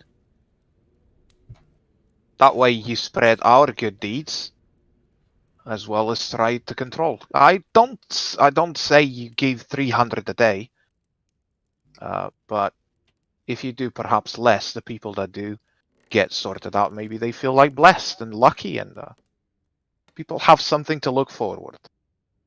So your basic plan here is to feed less people in East Haven. Still feeding people. But we could feed them more. How do you suspect feeding them then? I mean, you can do as many as you want. I'm just suggesting do it as a draw. Make it like on those grounds, you could sacrifice 1 day's worth of the cauldron's food to the Frost Maiden rather than sacrificing a living person. He thinks long and hard about this. Well, maybe this would be suitable. He's pondering it. Well, Claw, make a suggestion for me. Oh, I'm horrible. I'm like a Vulcan. I'm super logical, but my persuasion sucks. I rub Claw's shoulder while he's doing it, and I give him guidance. I was going to say if I have any saying on this, but yeah. Can I assist the other guy who was speaking rather than be the? Since it was your idea, Claw, you need to make a persuasion check. You can have it as advantage with the help you're getting. Oh, so okay. Thank goodness. Is that with the guidance? no, it's not with the guidance. So you need 18. an additional d4. Oh, that's not too nice. bad. That's not too bad. Guidance coming in clutch again. This is a situation in East Haven. People are desperate to end this winter, no doubt about it. I mean, these are dire times. East Haven has fared better than most. Basically, given our size, the fact we have a harbour here, we can do fish. Quite frankly, people are scared, and they think the sacrifices are working. So a good suggestion, for all things considered, I think we're going to continue with our current ways.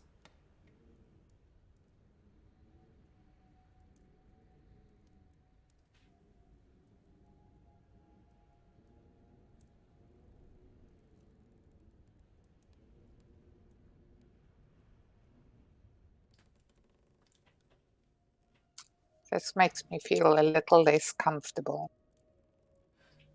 Look, I understand your unease, and it is terrible times, but this is the decision we've made as a community to appease the Frost Maiden. I can tell by this rather awkward silence you don't agree, and quite frankly, I'm not sure that I agree either. But it's what the town has decided upon. It's what we're going to do. I don't think anyone here is here with the intention of integrating us into your politics. Well, if nothing else, you've for 1,000 gold pieces, you give me the perhaps most powerful political tool in all of 10 towns. You're involved in the politics of this now, whether you like it or not. I mean, I will not tell who bought this cauldron, but you literally walk through the streets of East Haven carrying this cauldron. And while I trust my staff, the word of this will get out. And I'm sure you'll be asked in the future, why didn't you give the cauldron to us? Blessing and a curse for sure.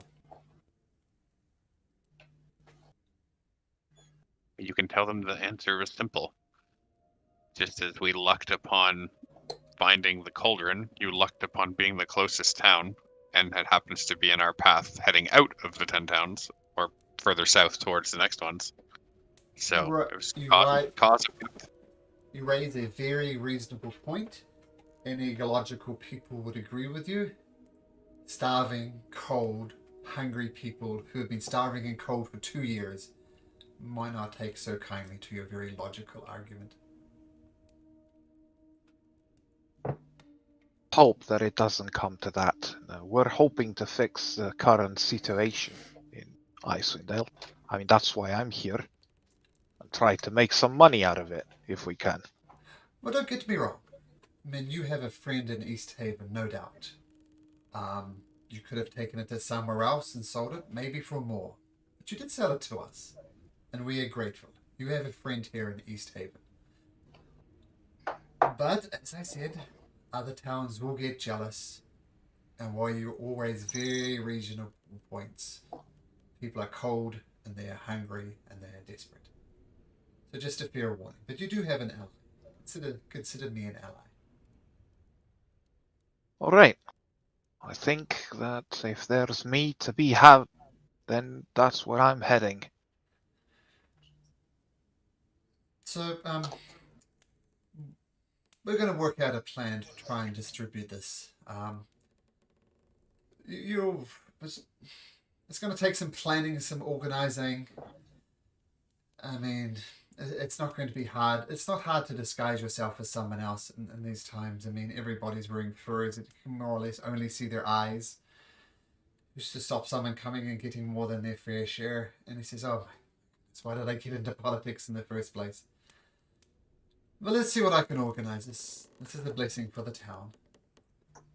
But it's going to be a bugger to organize. Unless there's any other business? I think we still have a good portion of the day ahead of us, right? Because it was like early morning. We took our thing. Oh, we took our rest early morning. So what time of day is it? It's just before noon. If you want to, you could press on to good meat if you'd like.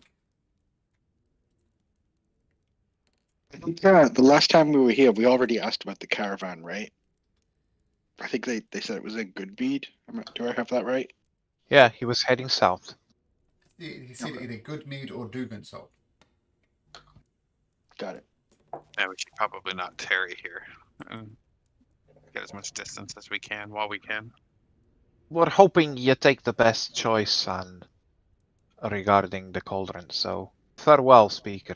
I hope to see you soon. Farewell. And as I said, you have a friend here in East Haven. Let me know if there's anything else I can assist with. I start heading out. Yep. Yep. I will follow along. Okay. So you Wow, head back- wasn't completely terrible. Malik's gonna fight the speaker because that's what he does.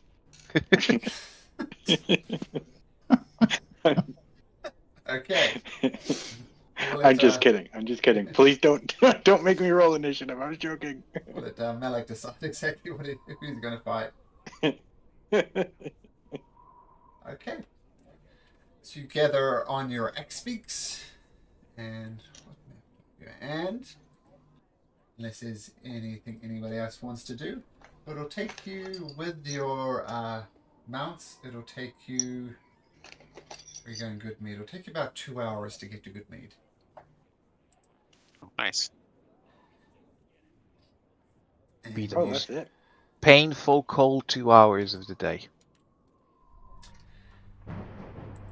And you head from the relatively safe halls of East Haven out into the streets, and then push your beats through the coldness. You reach the crossroads at the Eastway and head south to Goodmead. But as you head even further south, the weather takes a turn for the worse. Thunder rattles around the sky, lightning stabs at the ground like an inefficient assassin, and your visibility is reduced to almost zero. What do you do? Can we start hunkering down, I mean, trying to wait for it to pass? You certainly can.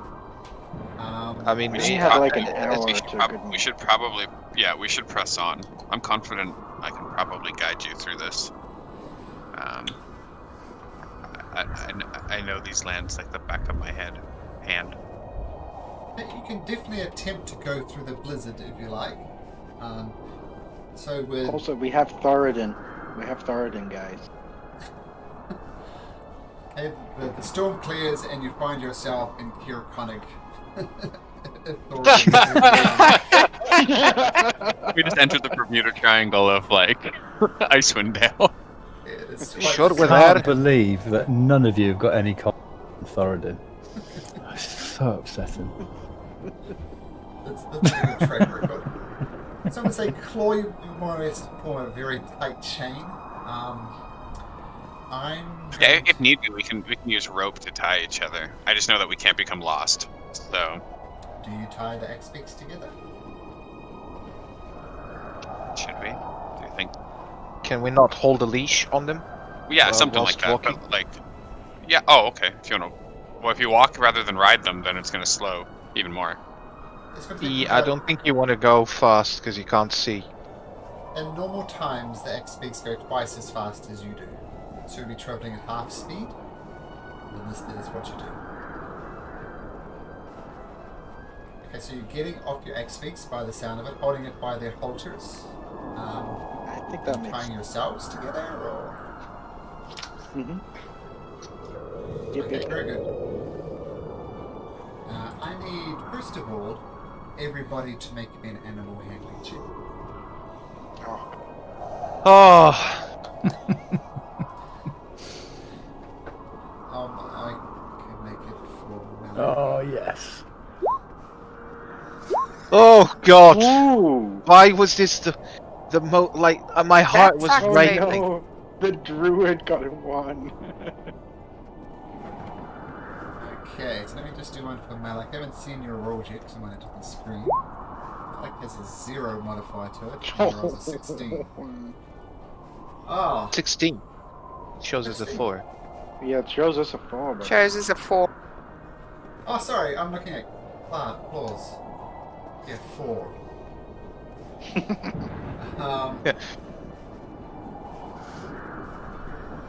Oh, Tooth, can you make me a strength check, please? You can either make an athletics, no, just athletics roll. Okay. Nothing else will do.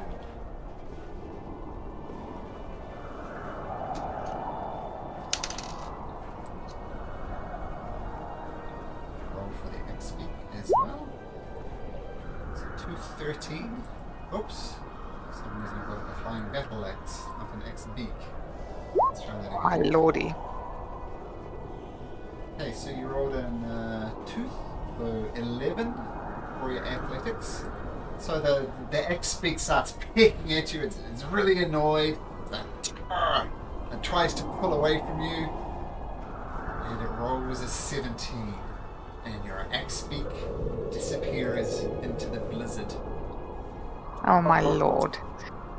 Tom is gone. You can chase after him if you like, but he's out of sight. What does Tooth wish to do? Give me 1 sec.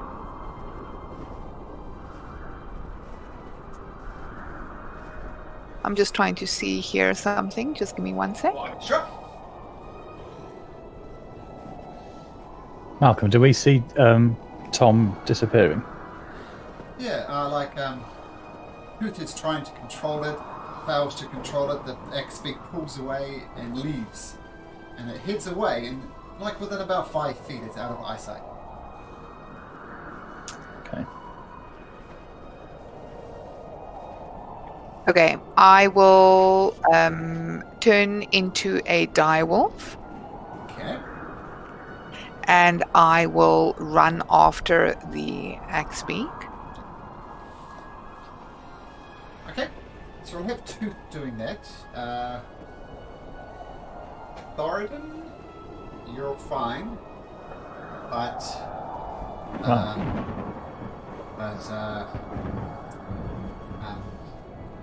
am I playing? Malik's not here, right? Malik. The same thing with Malik. He loses control of it. The creature tries to pull away from him. And Malik, very strong. Let's see, here there's Lifix. He rolls, 24. He still might be able to get it. Actually, I can't even with an actual 20. No, 7. So Malik controls it. And the rest of you are struggling with your X-Specs. They're not liking this at all.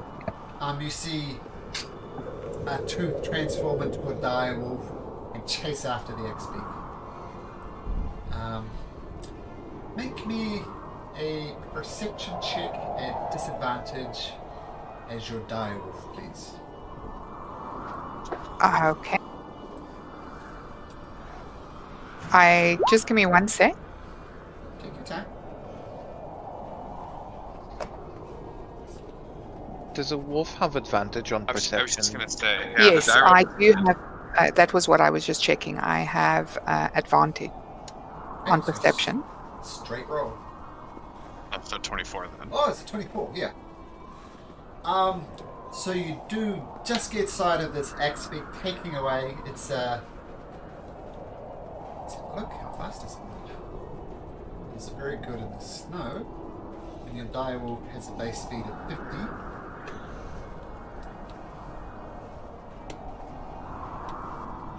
And an X-Speak has a base speed of 50 as well. To catch up to it, giant wolf chasing after this X-Speak. Roll me a d6, if you'd be so kind, Tooth.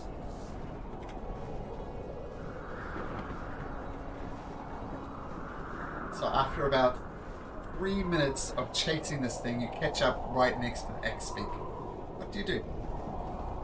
I'm going to try and herd it back to the group. Okay. So you're a dire wolf. Yes. A wolf that hunts things like X-Speaks. Yeah. And be naturally afraid of you. I would say a straight roll. So make a straight animal handling check.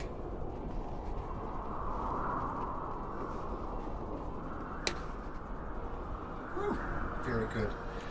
So much like, I don't know if you have this in where you're from, but in New Zealand there were sheepdog trials where dogs would herd sheep between pens and various obstacles, which is what you do. And you're steering it back to where you think your party is. Where you think it is. Okay. Make me another...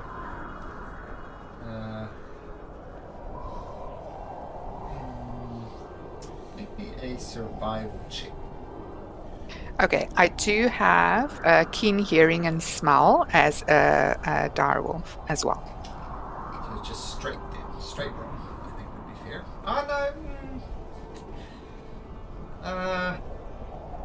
Nah, straight roll.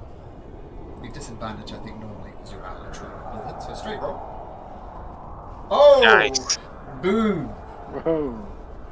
So you get the X-Speak, you see the party, you see them standing around looking quite worried, because this could have gone really bad, but natural 20s turn thing around, and you get the X-Speak back, and it sees there's some warmth to be had in numbers, and you herd the X-Speak back into it. Do you come out of your direwolf form? No, I heard it closer to Claw, tie her axe beak to one of our other axe beaks. Okay.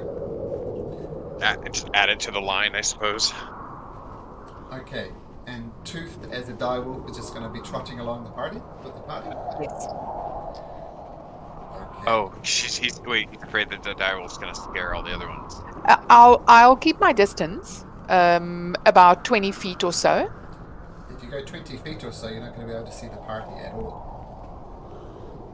Okay, no, then I will change back. Okay, very good. Okay, so disaster avoided. Tom returns to the fold. And the blizzard lasts a good 7 hours. But with Claw leading you, can you make me... Did you write a survival check for me already, Claw? Don't think you did. Survival? I don't know if I did. I don't think so. I'm going to say, since you know these things so well, you'd have advantage, but the blizzard, so straight roll for survival.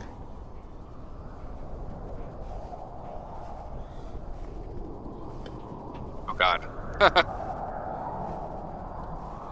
Okay, you press on for another good 2 hours. Good meat is not in sight. You feel you should have made it there by now. And the blizzard is still raging. So Thoradin's just going to turn to whoever's nearest and say, I knew you should have let me do the leading. This lad's got no idea. No idea. Calder's agreeing with you. He's nodding his head. I don't know how this works, because difficult terrain and the blizzard and stuff does not slow my group's travel when I'm leading them, and we cannot be lost. So I don't know how it works in regards to the blizzard. You have the Outlander trait background? No, Arctic is my natural explorer's special. Here, I'll post it. Sure. Okay, so difficult terrain doesn't slow you. Can't become lost. Okay, good to know. So, pressing through. You don't know how he's doing it, but Claw takes you through things. It seems as if the path goes straight ahead at points, but Claw makes you take a sudden right, and trusting and not knowing what else to do. It's very confusing what he's doing, but in relatively quick time, you make it to the Land of Goodmead. This kid seems to know what he's doing. Nice And reference. And you arrive back in, you arrive to Goodmead, just as we'll say the blizzard starts to fade when it gets here, and a million bad weather. Let me just bring up the map of Goodmead for you.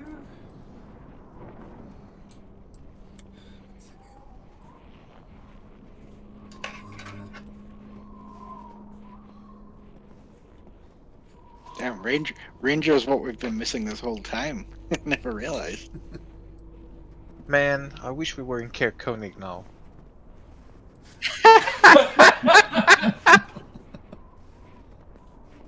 No fun. I'm kidding, Okay. I'm kidding. So you arrive into the town of Goodmead. Now, particularly Claw and Tooth, what you know about Goodmead, well, what you've already learned is, this seems to be fairly recent news, that the speaker is dead. Well, the speaker Kindred, and at the moment the town is leaderless, it seems. You know of the Mead Hall?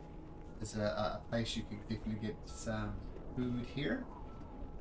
And there's the Shrine of the Flaming Sword, which is the shrine which is actually empty at the moment. But it was a shrine to Tempest. A shrine to who, sorry? Tempest. Temple. Stormlord?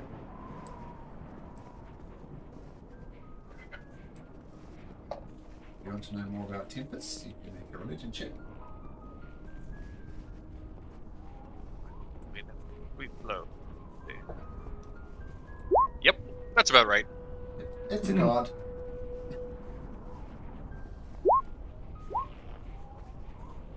Tooth, though, she's into it. The Lord of Battles, the God of War. Oh my. Oh. And very much I feel a neutral feel god, maybe- because there are just wars, there are unjust wars, so neutral. So he's been used to inspire people to ravage people and take over their towns, and he's been used to inspire towns' defense against demons and devils. So not good, not bad.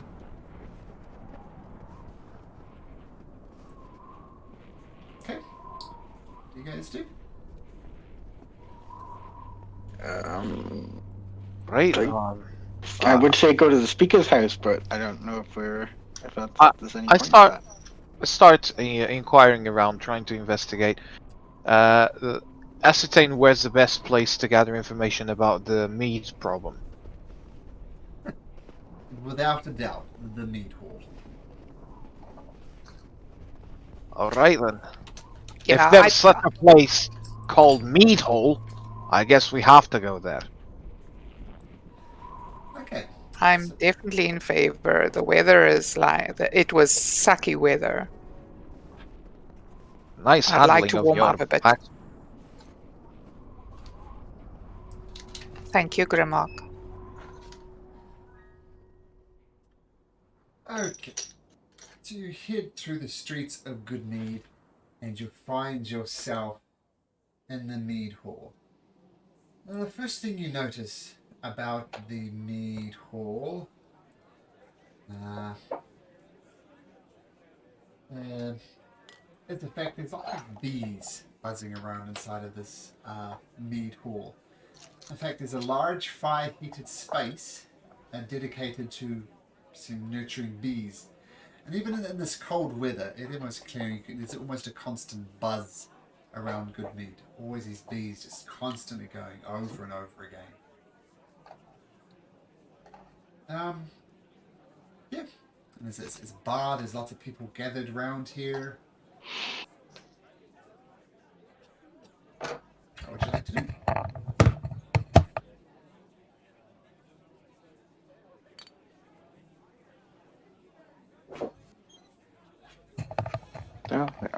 sit down and order some mead if we can. And a young waitress comes up to you and says, unfortunately, lad, we can't get you the good mead. We really need the forest clears to access our beehives, which we can make the mead. But ever since the speaker died, and unfortunately the mead has stopped flowing. How did the speaker die? It's most unfortunate. He was we had just make this right.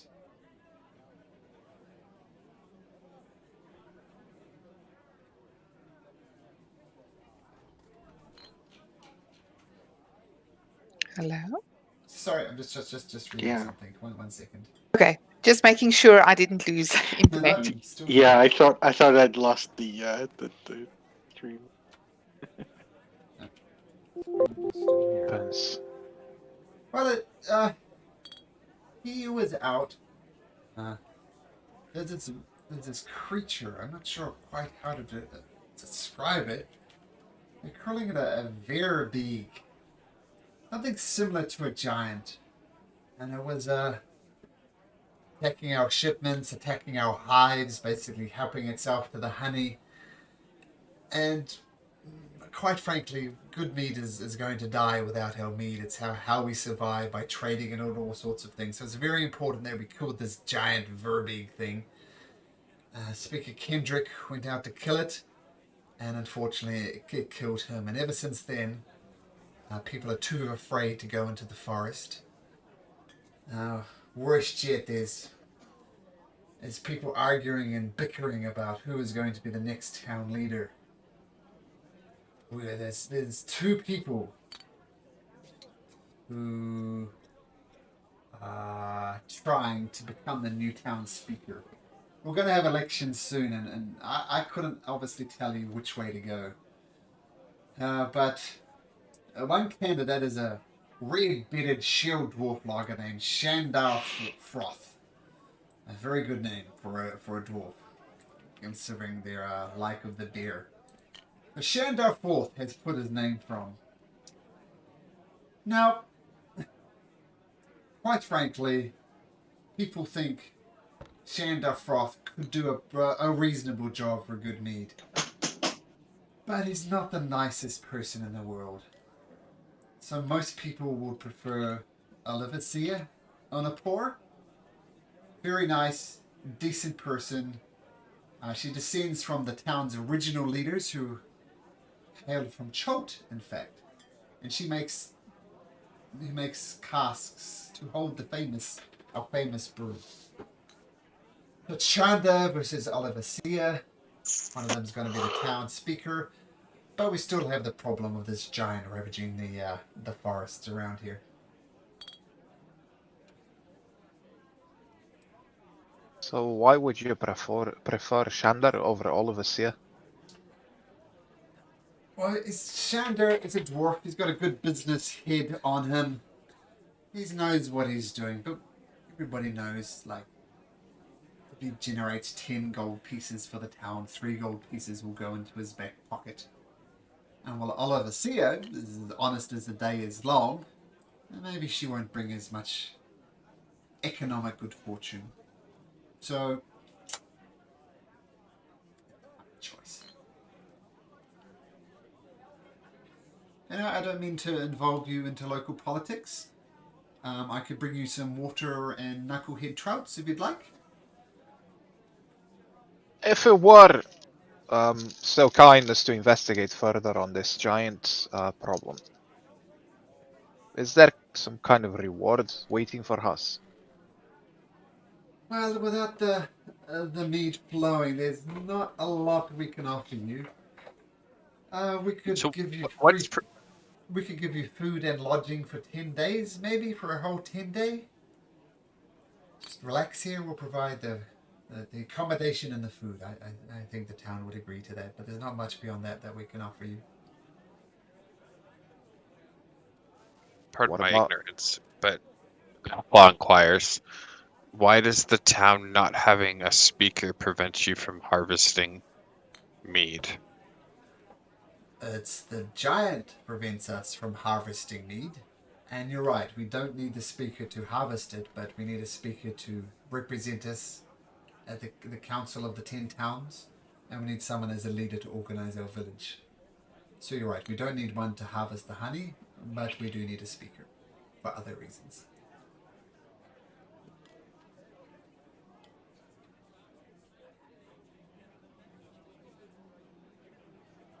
It seems like without this mead, the whole 10 towns is kind of falling to ill ways due to this lack of mead.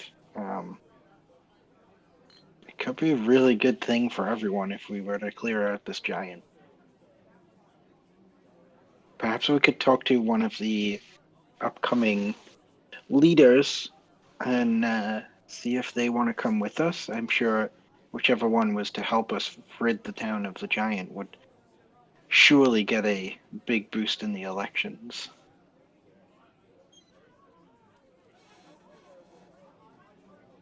I like the way you're talking. Other question that I have. We're looking to find this man. Do we know how Sefik looks like? You know that he The old travels man. with Torg's Wandering Emporium. That is right. So I start describing that and asking if Torg has come across good mead. Oh yeah, we saw Torg. He was here just a few days ago, heading south to Dugan's Hole. I'm sure you could find him there. We have oh no, never mind. Sorry. You guys carry on. What was it she said there? I missed what her answer was. He's in Dugan Hole.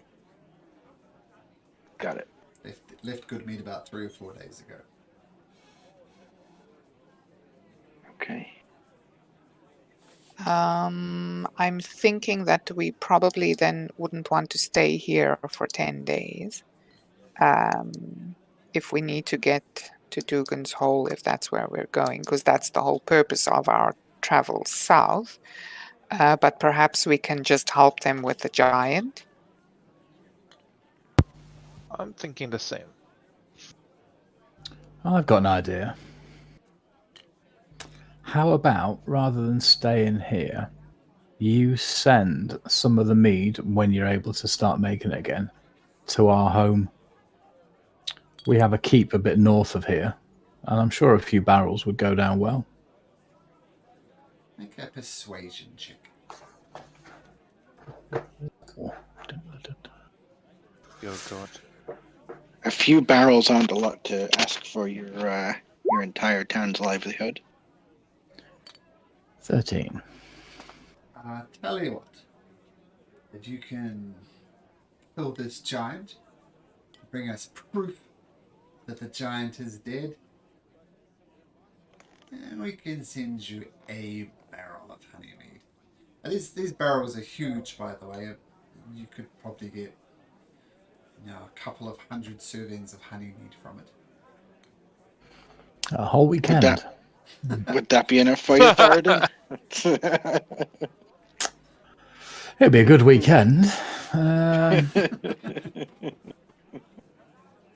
I think that'll do for starters. Obviously, if we come back here, we'll drink for free, won't we?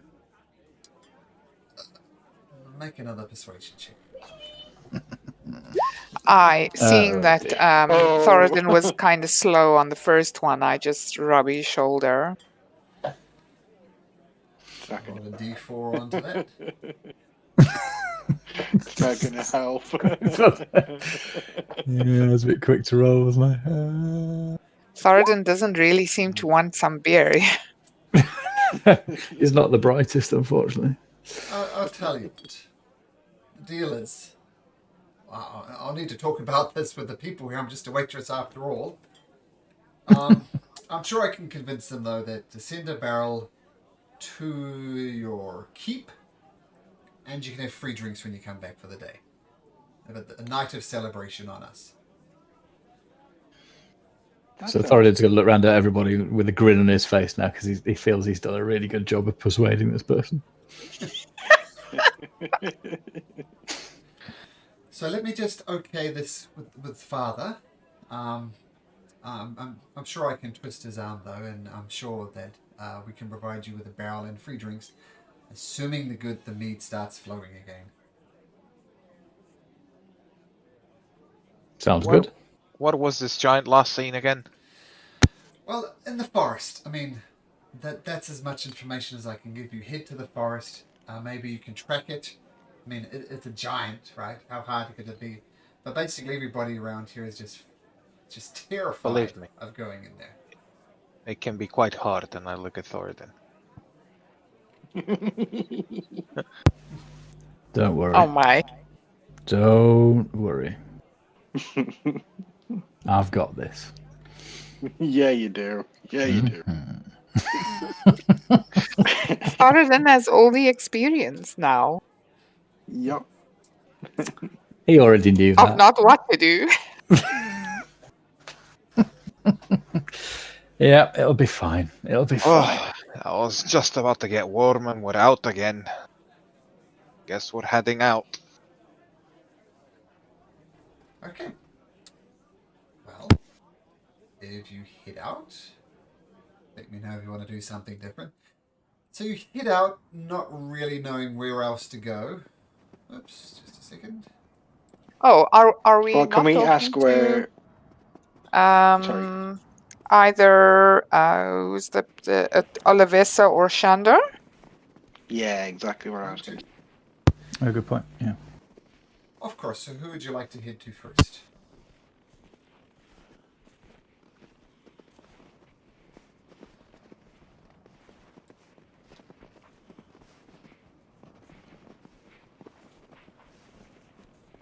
Who would you like to go see first? Probably Shandor. Yeah, I'd Shander. agree. Okay, so you ask around. It's not hard to find him. You find him kind of organizing some bits and pieces over there. You see he's got some people who he's barking orders at. They're running around trying to arrange some logs, presumably to be cutting open. And one thing you did notice, by the way, is inside. Yeah, I just didn't want to interrupt. Inside of the meat hall, apart from the bees keeping warm, it was very cold in there. It was almost as cold as it was outside, but thankfully there is no wind howling through it. So it's at least a little bit warmer, but there wasn't any warmth for people inside of there. But anyway, you find Shander barking at people to do things, and he's sort of shouting a lot but not doing much himself. Sorry, Malcolm. I think Claw had something he wanted to mention to the group there in the last conversation, but he didn't want to talk over people. Sure. Claw, here's your chance to talk. I mean, like it's like Claw's driven by like a goal, right? I mean, that's what gives him purpose, and that purpose is the hunt at the moment. If every person we come across is, I lost my dog, I lost my whatever, somebody's missing, I can't get beer. We're like our target, our quarry, Suffolk, is getting away further and further by the day. We already know he's killed however many people. Are we? Well, he travels. He travels with the caravan, and we know that he's in Dugan's Hole now.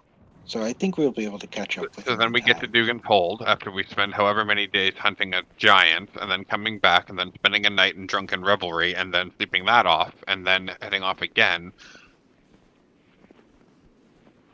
I don't mean to be devil's advocate, but what are our priorities here then? Is the serial killer the priority, or is the returning beer to the 10 towns the priority? And like Lost says, again, very, very monotone, very inquisitively, like, I don't know what it is. Either answer could be right. He's trying to judge what your guys' priorities are. We've heard the beer being a problem and could cause raids and battles between towns. From Lonelywood to Tourmaline and Caerconaick onwards. If we can get this mead flowing, we might save a lot more people than just a few that Suffolk might get to. Look, Claw, I get it. I want to get this guy as much as anyone else. Imagine that you didn't come across with us in Easthaven. And imagine that perhaps you did, but we didn't go out of our way to help you. You think you and Tooth? No, there's a respect, but you think you could face a frost skeleton giant by yourselves? And still, we did help you. If I'm being completely honest with you, we followed the rumor because you thought it would do good for 10 towns. I think you have it a little backwards. We were following Suffolk. We happened to be in the same place at the same time. And we put that on hold to help the people in the town that we were in right now. I heard it from you guys, sorry. I heard first of this cauldron at the seance. Yeah, what I mean is, it might sound like we're wasting time here, but if something that we learned from helping people in 10 towns is that he has his rewards further in the future. It's like investing. You do some good here, and in a couple of weeks you see that you've helped more people than what you thought. And like Kohler here says, getting the meat flowing will help a lot of lads up in the north. But on the other hand, Suffolk doesn't know we're on to him. We have the advantage here. There's no other town further south than Dugashold. If he wants to do any trades, he has to come back to us. Loth sort of weighs it as you can see he's like processing the logic of your words. And he sort of nods and resigns to it. He says, I was surrounded day in and day out by people who chased the feeling of being alive through all manner of debauchery to fill the gaps, within them. I'd like to be able to empathize, even if that's currently beyond me. But what you say makes sense.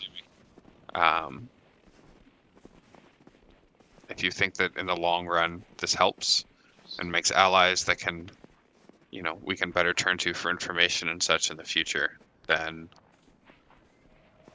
raise your cup when it gets here, and let's go hunt us a giant.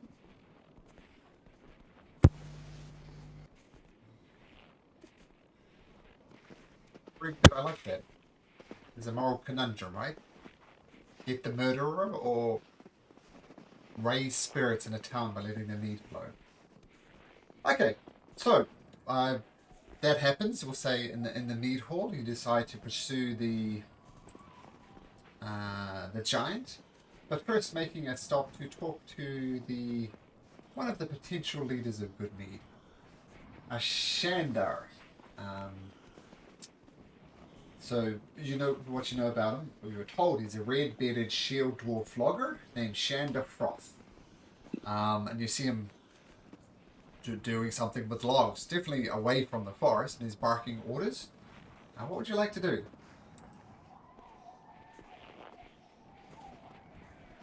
Well, Calder is trying to.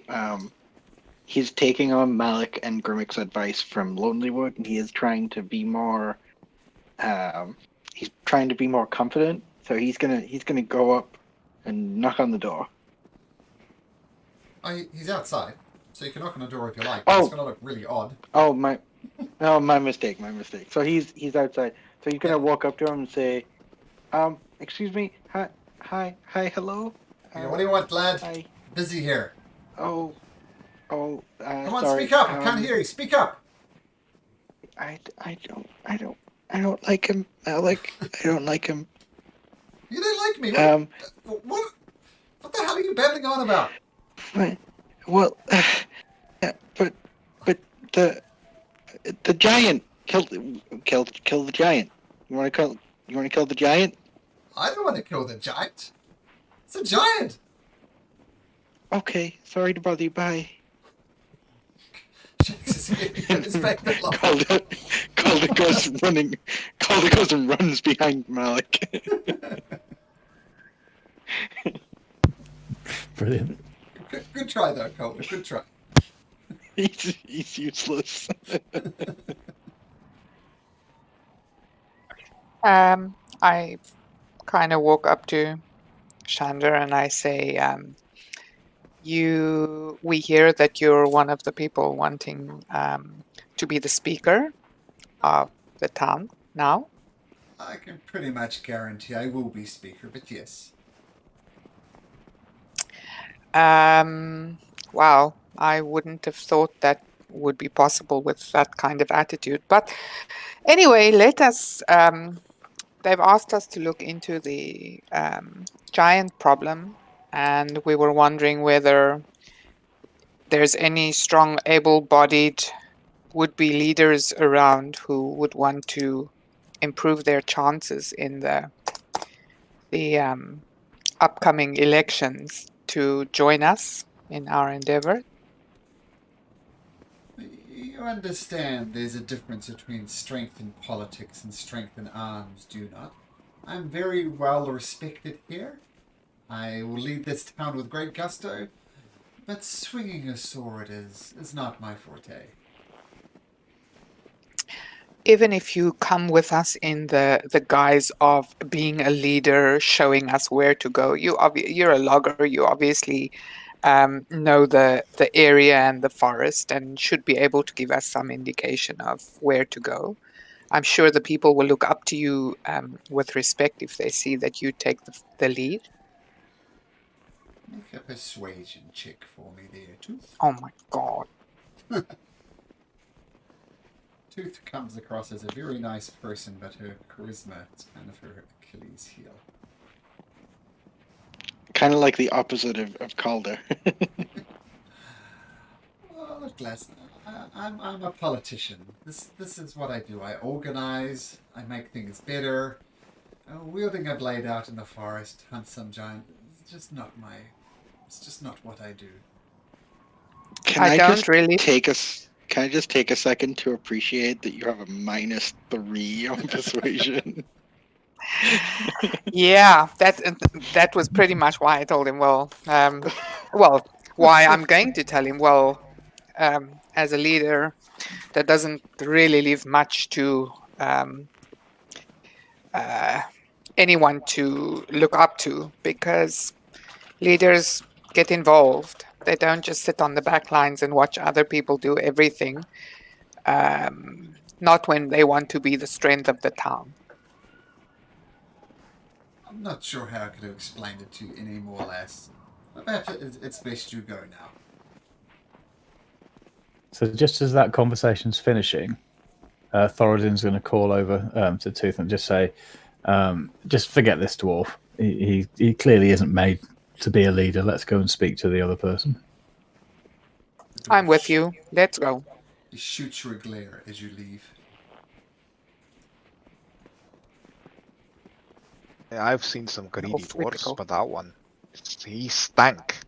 I mean, you were very nice there, Tooth. You held your ground. You were perfect. It was just him, just a horrible person. I apologize for my kin. Yes. As do I. Hey, come over here. Come over here. It's you I'm talking to. Come over. Come over here. And you see I look around. you see a humanoid figure just in the bushes over here. Hey, talk to you about the dwarf. Sure. Okay, listen. Thoradin will go over. Listen, you didn't hear this from me. I personally want Oliver Sia to be leader. And the rumor is that the dwarf is under the thumb of the leader of Targos. Every 10 days he goes over to Targos. People have followed him, and he's seen him talking to the town speaker there. And sometimes he comes with goods, but sometimes he doesn't return with goods. So something is up between him and the speaker of Targos. I don't think it's good for this town. That explains his behavior. Fuck that guy. Yeah. Yeah, I'm with you on that. Is it? I think Malik will just curse Yeah, right now. Yeah. For sure. Yeah. Malik's just like clicking his knuckles in the background. But, I mean, the speaker in Targos has done wonderful things for Targos. So, I mean, the rumors run around what he does in Targos, but people think, well, if Targos is doing so well, then why can't Goodmead do as well? Who cares what his dealings are, as long as Targos becomes better? So, people still like him despite all of this. Targos does well for the people at the top, not everyone. Oh, that's it. I People thought- respect him for this. I thought the job of a speaker was to do well for the people of its town, not for himself. Look, you don't need to argue with me. I'm just saying what the word on the street is. I mean, I agree So with you. So the belief is that Froth is taking something from Goodmead, trading it to the person of Targos, but you're not seeing him bring anything back in, or do I have that reversed? No, that's exactly right. Exactly right. He leaves to Targos with something, and he returns without that something. People kind of know what he's doing, and they feel that if he's the speaker, he'll have more sway, and that things won't necessarily move flow in a one-way direction to Targos. How often does the speaker go to Targos? Oh, every second 10-day maybe. Fortunately, we don't have the time to spare to follow him around. What does he usually leave with? That's hard to say. It's in a package. The only thing I can guarantee it's not is honey meat, because we don't have any. Far too Well, small for honey meat anyway. Carries it in his package, gets on his axe stick, and off he goes. He leaves from his house, you say? Yeah. Right. Grimmick, you hear in your head, could it be Chardolin? That's what I'm thinking about. Perhaps this is a job for Pebbles to investigate. I mean, we know the Speaker of Targus wasn't the best flower to smell at. Something smellier in here. Why don't me and Pebbles go and investigate this a little bit? You guys can go and talk to the speaker. Sorry, not the speaker. To this other person who wants to be the speaker. Olivesa? Yes. Okay. So, Holder, what are you doing? It sounds like you're splitting the party at the moment. I'm not. Yeah. Claw at the thought of that again. Claw sort of matter-of-factly states that he's better in like smaller groups and handling individuals rather than social interactions. And if somebody wants to go check out Shandar's house, he's more inclined to sort of help investigate that than go have a conversation with a would-be politician. I mean, it was literally just the town before that I was like, we have no need to get involved in people's politics. Calder just says, good, then I can keep an eye on you. Okay, Calder, sure. Claw, Pebbles. You try and find out what is Shandar hiding in his house. The rest of us will try and talk to Olivesa. Yes. Sounds good. See So what's hard who's going to check out Shandar's house? It is Pebbles, Calder, and Claw. Pebbles, Calder, and Claw. So I'll put you guys over here. And Claw on your shoulder, you feel a heavy rock lands, but you don't see it. That's Pebbles. And the rest of you go talk to Olivesa. Okay, well, I think the first conversation says I should keep my mouth shut. I will listen and give my input. You did great, though. I think the people with less charisma should always do the talking because he leads to better conversations. I don't like when everyone just succeeds. I like to fail. Oh, yeah. I do it royally. So I Grimmick will be mouth shut until the opportunity comes. He likes to see Tooth leading. I actually like the image of it with two dwarves, an Azimar, and then the druid's non-charismatic doing the talking. It's too funny, actually. That's part of why I play it. That's part of why I play Calder the way I do, because like it's more enjoyable, more of an interesting story than if we just get everything we want.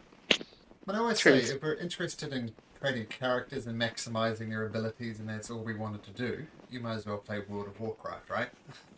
That lends itself well to this. But having characters with flaws makes it fun. Like the one game that I play as a player, I play as a cleric, and she has a charisma of 6. She does a lot of shouting at people, and they seldom listen. That's too funny.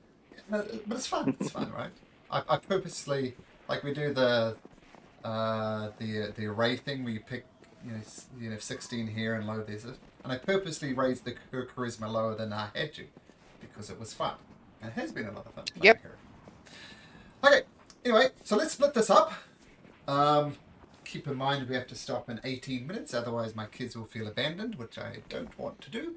But let's start with Calder, Pebbles, and Claw. Claw, sorry. You ask around a little bit and you very easily discover that this is Shandar's house. What do you do? Well, I think I mean, I don't know about you guys, but I'm wanting to stealth around there and try and sort of look around, at least around the outside, see if I can find any evidence of any hidden sort of doors or chests or barrels that look a bit funny or anything like that. Well, first up, Yeah, we can Calder do the same. and Claw, just make a general stealth check to see how easy it is to avoid detection. And actually, you can make this at advantage because snow helps hide you. Does Pebbles also like Pebbles is gonna fly around the house, try and find an open window or a chimney that he can just get inside to get some vision. Well, Pebbles can go invisible, right? Certainly can. Yes, he will. So you can make a stealth roll at advantage then. It used to ask me when I clicked on Dice and D&D Beyond. It used to ask me like, "Do you want to roll with advantage or whatever?" Now it never does. It just rolls it the one time, and I don't know what I'm doing wrong. Top right. If you have a pin, you'll have a B, a dice symbol with a B. Do you see that? A red The top dice right. on your. Yeah, when you're on the D&D Beyond, on the top right, if you have an. Are you using Chrome? Oh, it's the That's- extension. Okay, it's the Yeah. extension. Gotcha. You click that, and then one of the options is type of roll. Got it. Ask every time. That's all I needed. Thank you. Ask every time. Sorry, Look- Malcolm. Carry on. That's just as useful information. And look at the D&D Beyond app, by the way. It's pretty cool, but the only downside is it doesn't integrate with Roll20, it seems. Yet. That I can see anyway. Yet. Yet? Okay. No, I can see your rolls in the game log in D&D Beyond because we're all part of the same campaign. I don't see people's stealth there, but it's not perfect. But it's getting there. Okay, so let's have a look. So 24 for Calder, 13. There's some terrible rolls there. Claw and Pebble 16. Okay, so you sneak around the house. You don't appear to be noticed. A lot of people are more or less just staying inside because it's so damn cold. But you're casing the joint. Everybody can make me an investigation check to see if there's an easy way you can sneak in. As we're doing it, I just want to pull out the small shard of shardline I keep in my component pouch, and I'm going to show it to Claw and tell him that this is what we're looking for. Explain. Chardonnay. Why are we looking? I don't know Sure. what that is. So this is a crystal that this is what the Duragar are searching for. They've been raiding towns looking for it. Apparently, if you keep it too long on your person, bad things happen. So I want to get rid of this fairly soon. Apparently it's pretty useful for spells and stuff, but it has like a dark side. So we want to look for this. I think it might be what he's trading with Targos. Okay. All right. At least I know something to keep an eye out for. Alrighty. Okay. This is an investigation. Yep, investigation, please. Yep. While we're casing the joint, are there any windows or anything on this house? Yeah, there's definitely windows. This is what your investigation is going to possibly reveal if one of them is loose enough to get into. I just want to be able to Our see. investigation is. Okay, so Pebbles zooms around in the snow looking for things as there's Calder and Claw. You do actually notice one of the windows is loose and you could pry it open and get inside fairly easily. Yeah, that's what we do. Quietly as possible. So Claw, you're going in. Pebbles visibly goes in. Is Calder going in through this window as well? I'm gonna find a place to hide where I can see both the. Is it possible to see both the front entrance and this window? Yes.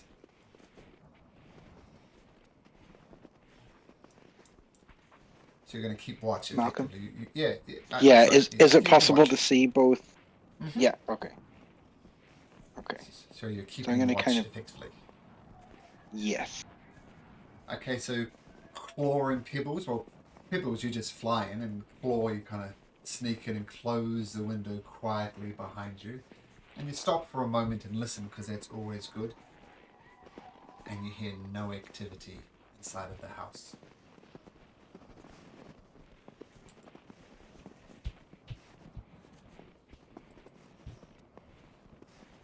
Okay. I was like, wait, I hear footsteps, but I wasn't sure if that was intentional or over somebody's thing. That's just the Sirenscape footsteps. So they're technically you wandering Peb- around the town. So yeah. Yeah, Gotcha. Pebbles will just assist Claw in wherever he's trying to give him advantage. Okay, so we'll have Pebbles and Claw quietly going through the house looking for stuff. One thing's very obvious, just by a simple flicking through of some papers, is that he's a businessman. He's a logger. A lot of loggers work for him. You see a lot of loggers owe him money, and he's carefully keeping track of who owes him what. Just make me one more investigation check at advantage.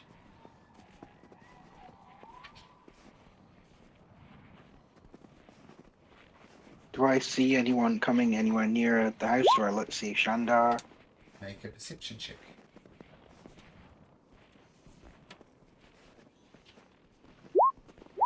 I know we're keeping an eye out for this shard thing as well, but if there's anything that looks abscondable or anything like that, or if he has a lockbox or a strongbox or something. Abscondable is a very elaborate way of saying you're looking for stuff to steal. Yeah, or something of interest and note. I mean, I know that wealth is a thing that's required on here, and I have none. So to me, it's a means to the end, which apparently is okay with people around here because Targos guy might be shady, but if the town's happy, then we justify the end by the means. Exactly. Okay, so you find two things. Calder, you see people coming and going. They don't seem to notice you, or either they just don't care enough to give you attention. They've got other things on their mind. But Shandar, people like that are not approaching. You seem safe enough. Feel confident enough that your friends will not be sprung. For the meantime, anyway. Excellent. You do find a letter that strikes you as interesting. And it says, cut this out.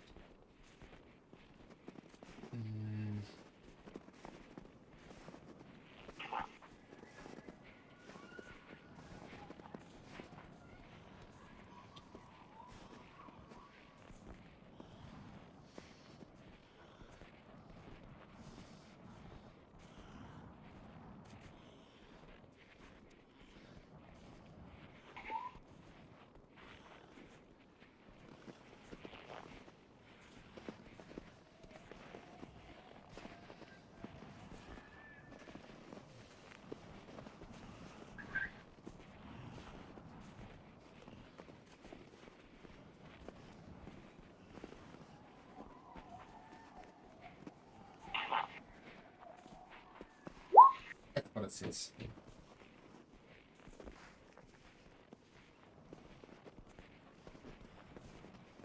I will take note of that letter. Signs with any particular yeah, symbol or I'll take just an M. No, just SF. So apparently the recipient of this is SF, and who sent it was NM. NM is the speaker from Targos. Targos, yeah. I forgot his name, but I remember it starts with an N. I've got it here. Just need to find Targos. Yeah, Added the letter. It was like Nair Maxil Danner. it was a very long name, but it was Nair. I have it written somewhere. There you go. I'll save you the time.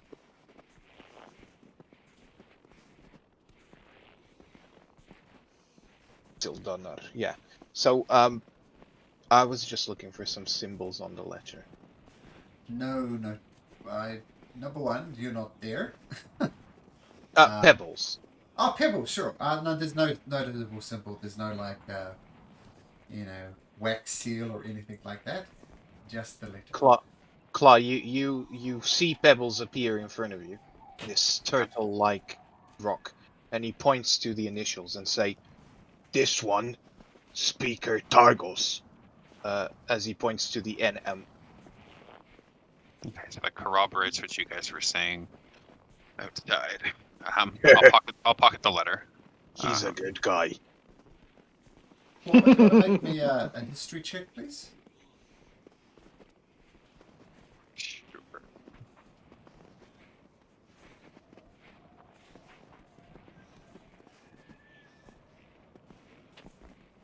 So you have no idea what Mirabar is. No idea. Never heard of it. So you hear in your head while you're in there, how's it going in there? And you cannot apply, just in case you don't know. I think Claw's hands are like instinctively like on his weapon and looking around. It's unnerving that there's a voice in his head that he can't see. As I said, you do find two things. The second thing you find is a lockbox. A lockbox? How big is this lockbox? About 30 centimeters by 15 centimeters.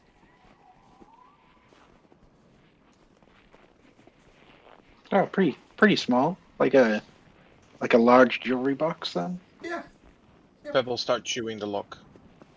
The lock is metallic. Kind of there's something about this. I'm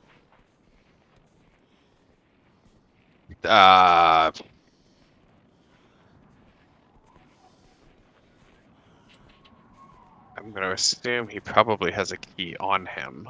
So I don't look around and see a physical key or something along those lines. Your investigation, you do not find it to be a suitable size to open this.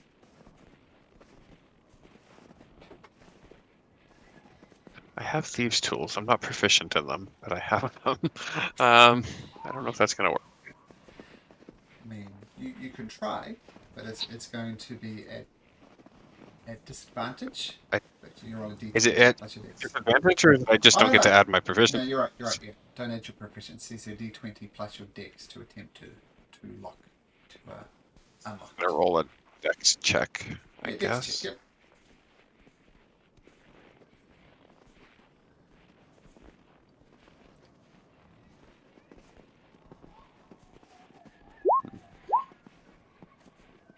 Get your lockpicks. Not really doing this before. Get it. Not the best lock in the world, and it unlocks. Oh, okay. Oh wow. Okay. Yeah, that was You've surprising. done this before, haven't you? I love Pebbles. Pebbles is the best. Okay, so you've unlocked it. Congratulations, Claude. Open it and take a look. Make me a dexterity saving throw. Ah, Oh. Didn't check for traps.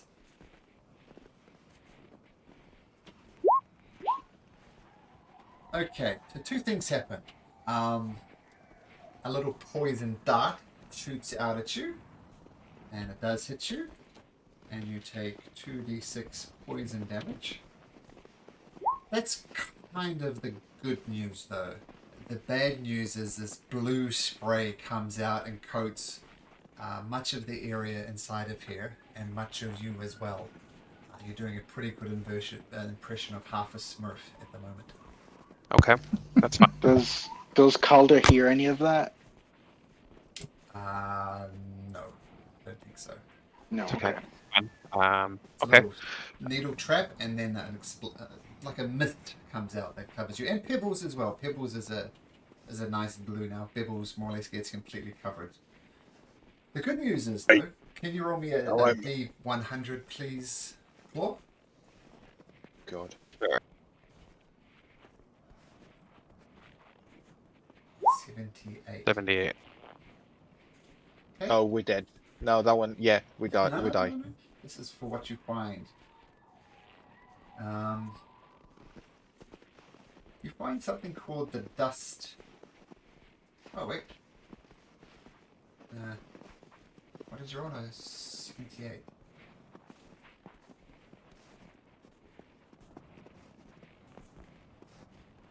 You find something in a pouch. And inside of the pouch is dust. You're not entirely sure what it is, but you figure it's some type of magical thing. And you find 150 gold pieces. Ooh, Okay. nice. I'll add those to my inventory, and then if I'm satisfied Outside. with everything, like I'm not seeing anything else of note, I'm going to cast Disguise Self on myself to remove the blue and everything and make myself look like I did before. Okay, smart. Quietly see myself out. Okay, and what does Pebbles do? If he turns invisible, is he still a pixie? A blue dot flying?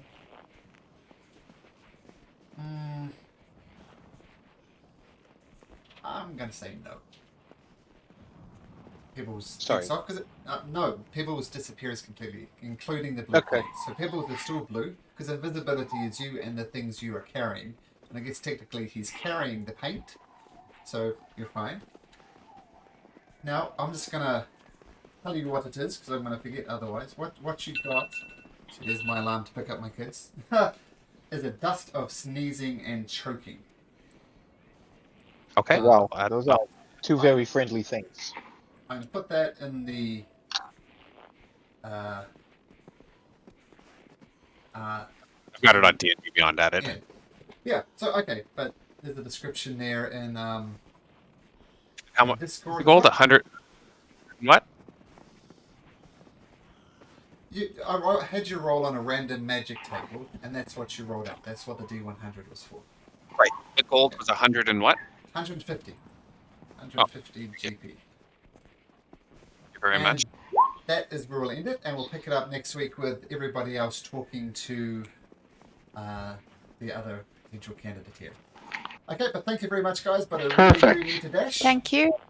Thank you. Yeah, It's fun. get going, buddy. We'll see you next time. Bye bye.